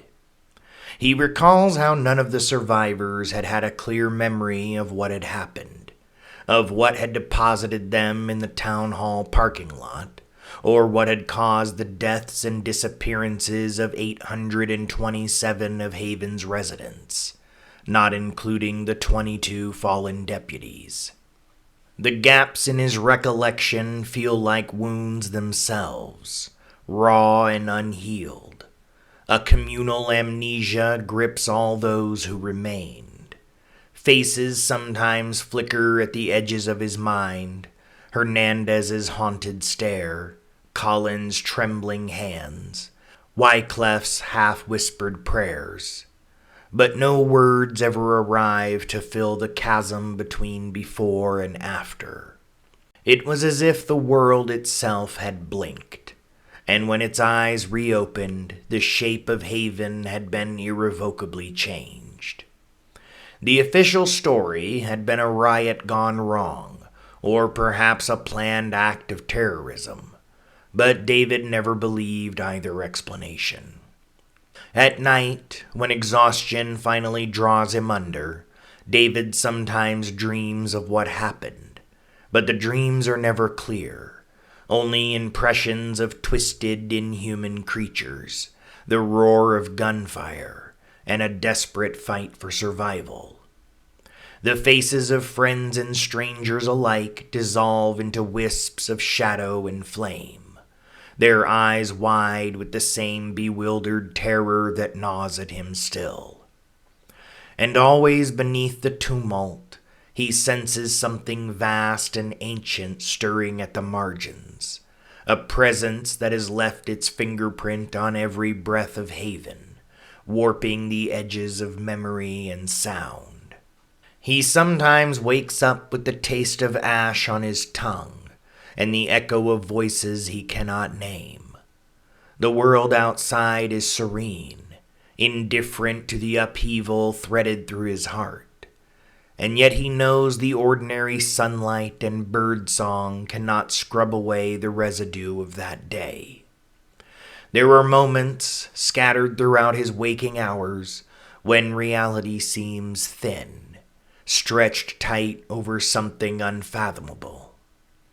The flicker of movement at the periphery, the sudden silence of a room, all remind him that some wounds linger unseen.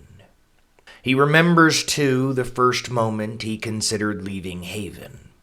It had come after he visited Denise, who was discovered in the basement of the library during the frantic sweep for survivors in the days that followed that long night. She had been catatonic then, eyes fixed to some point beyond the crumbling stone, her silence heavy as the dust. In the days that followed, her condition worsened.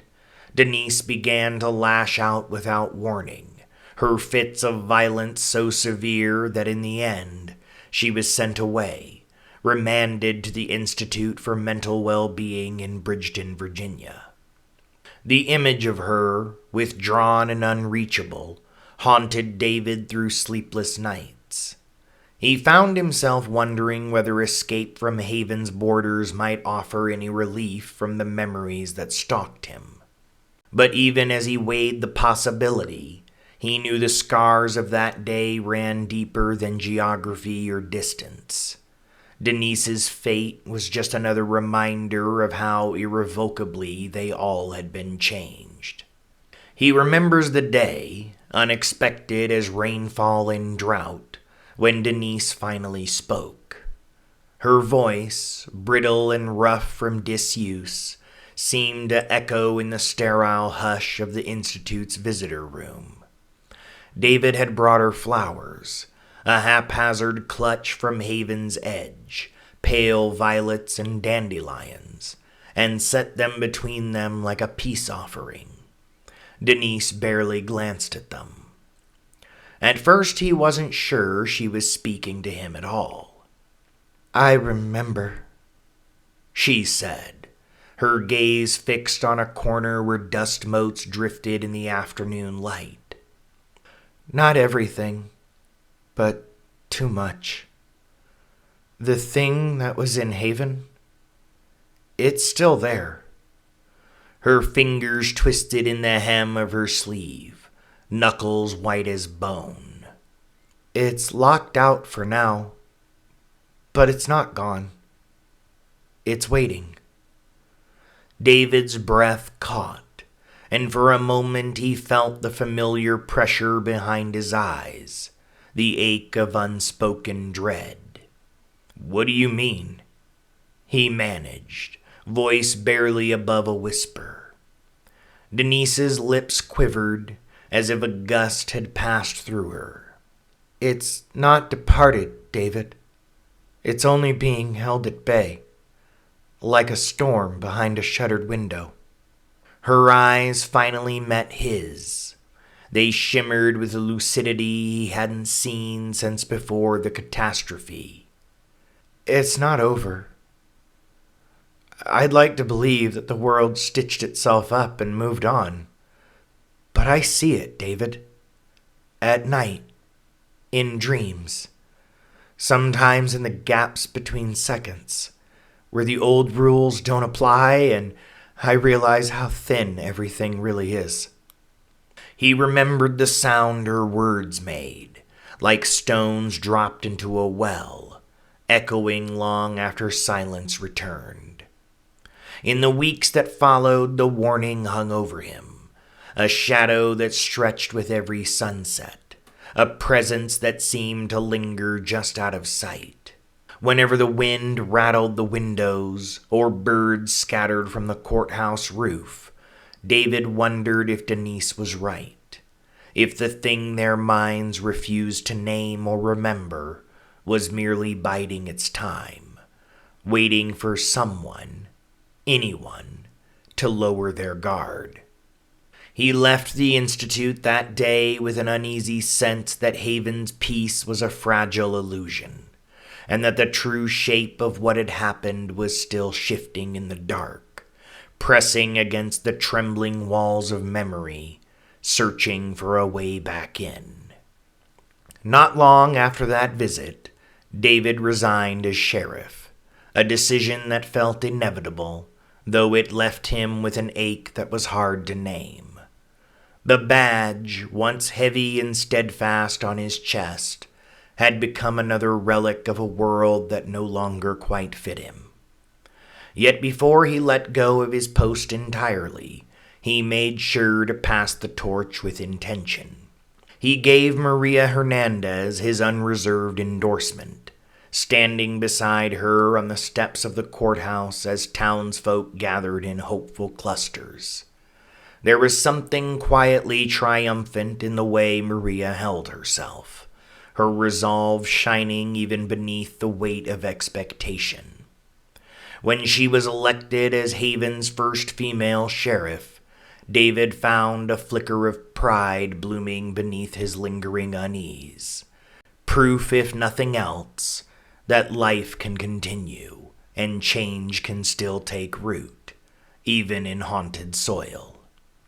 Since then, he had watched from the periphery as Maria took up the mantle, her steady hand guiding the town through the uneasy quiet that still followed years after the catastrophe. David kept his distance, slipping through the days as a man untethered, grateful in a way for the anonymity, for the release from responsibility. But sometimes, when dusk painted Haven in copper and indigo, he caught echoes of the old life, a radio squawk, the pulse of boots on gravel, and wondered whether peace was ever more than a lull between storms.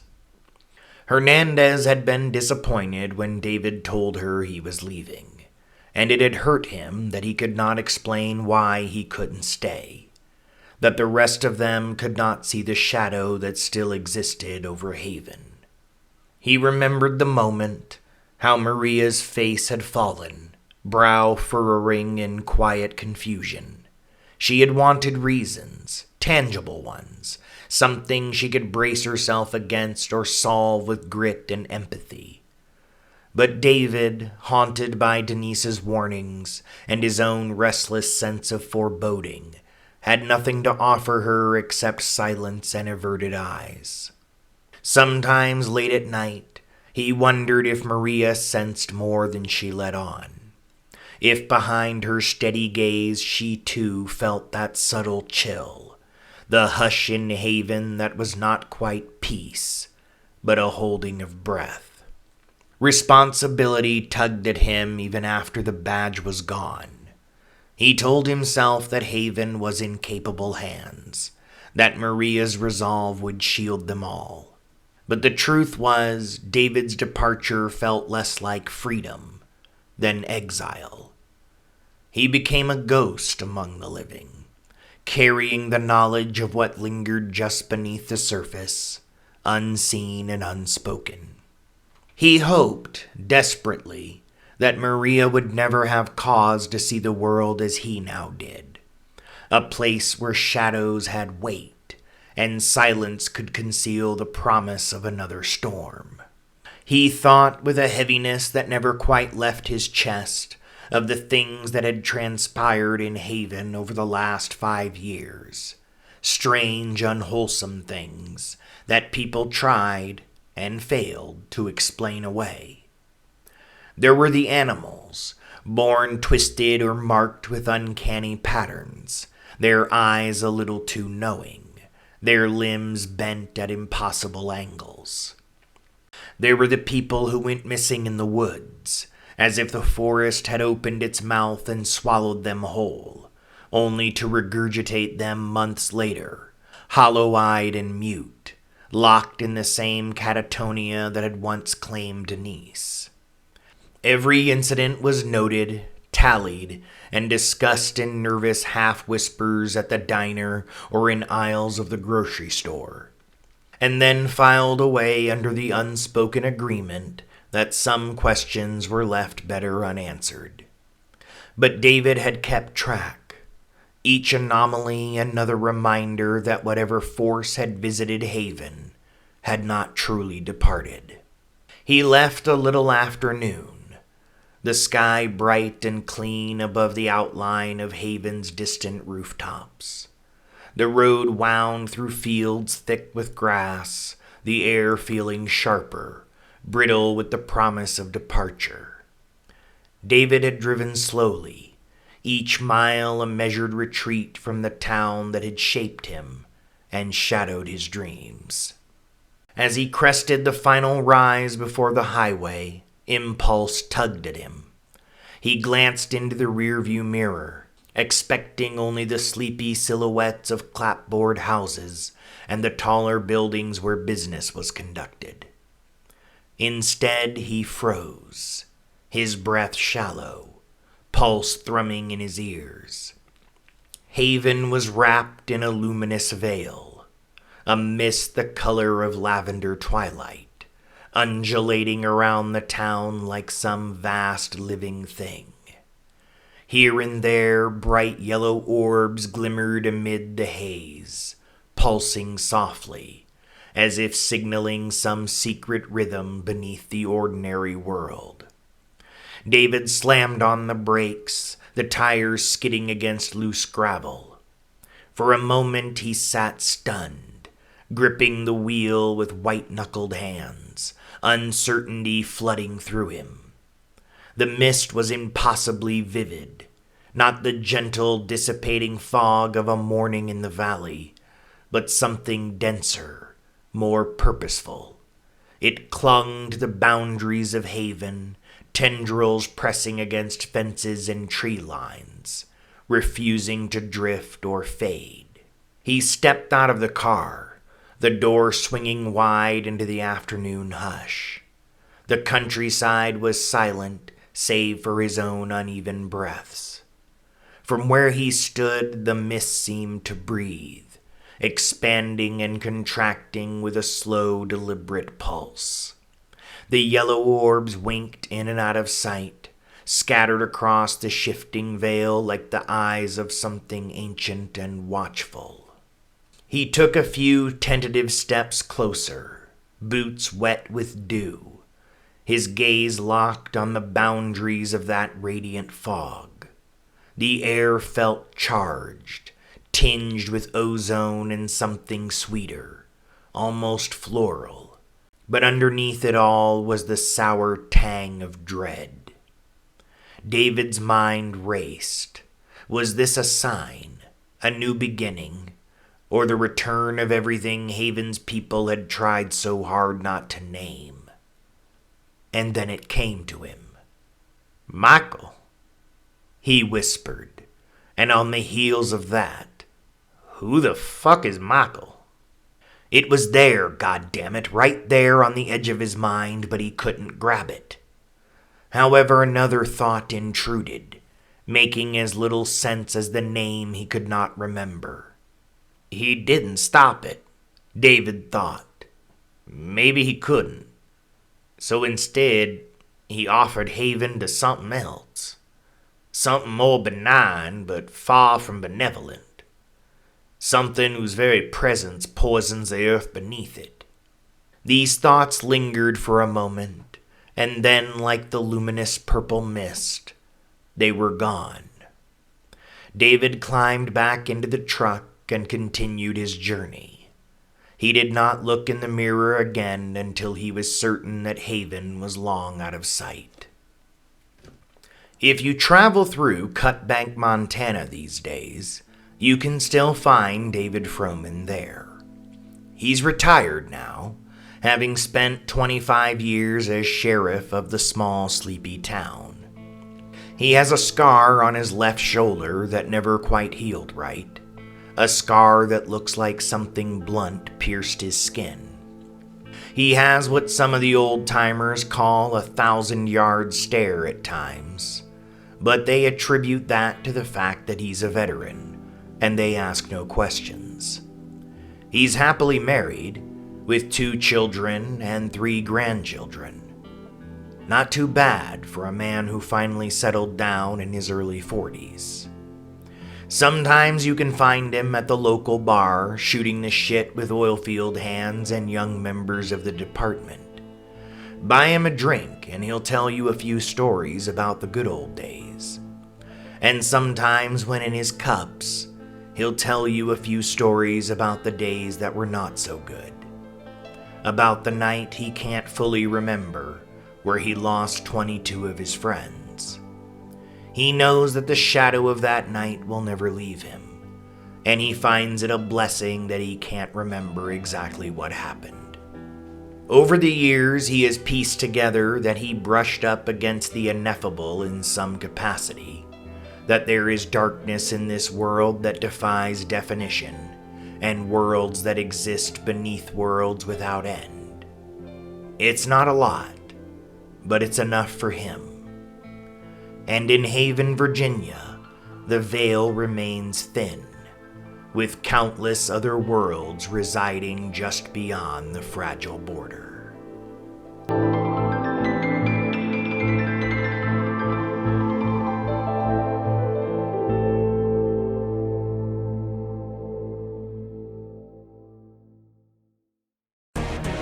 Thank you for joining us here at Nightmares Incorporated. And we hope to see you next time when we bring you another original story. Until then, sweet dreams.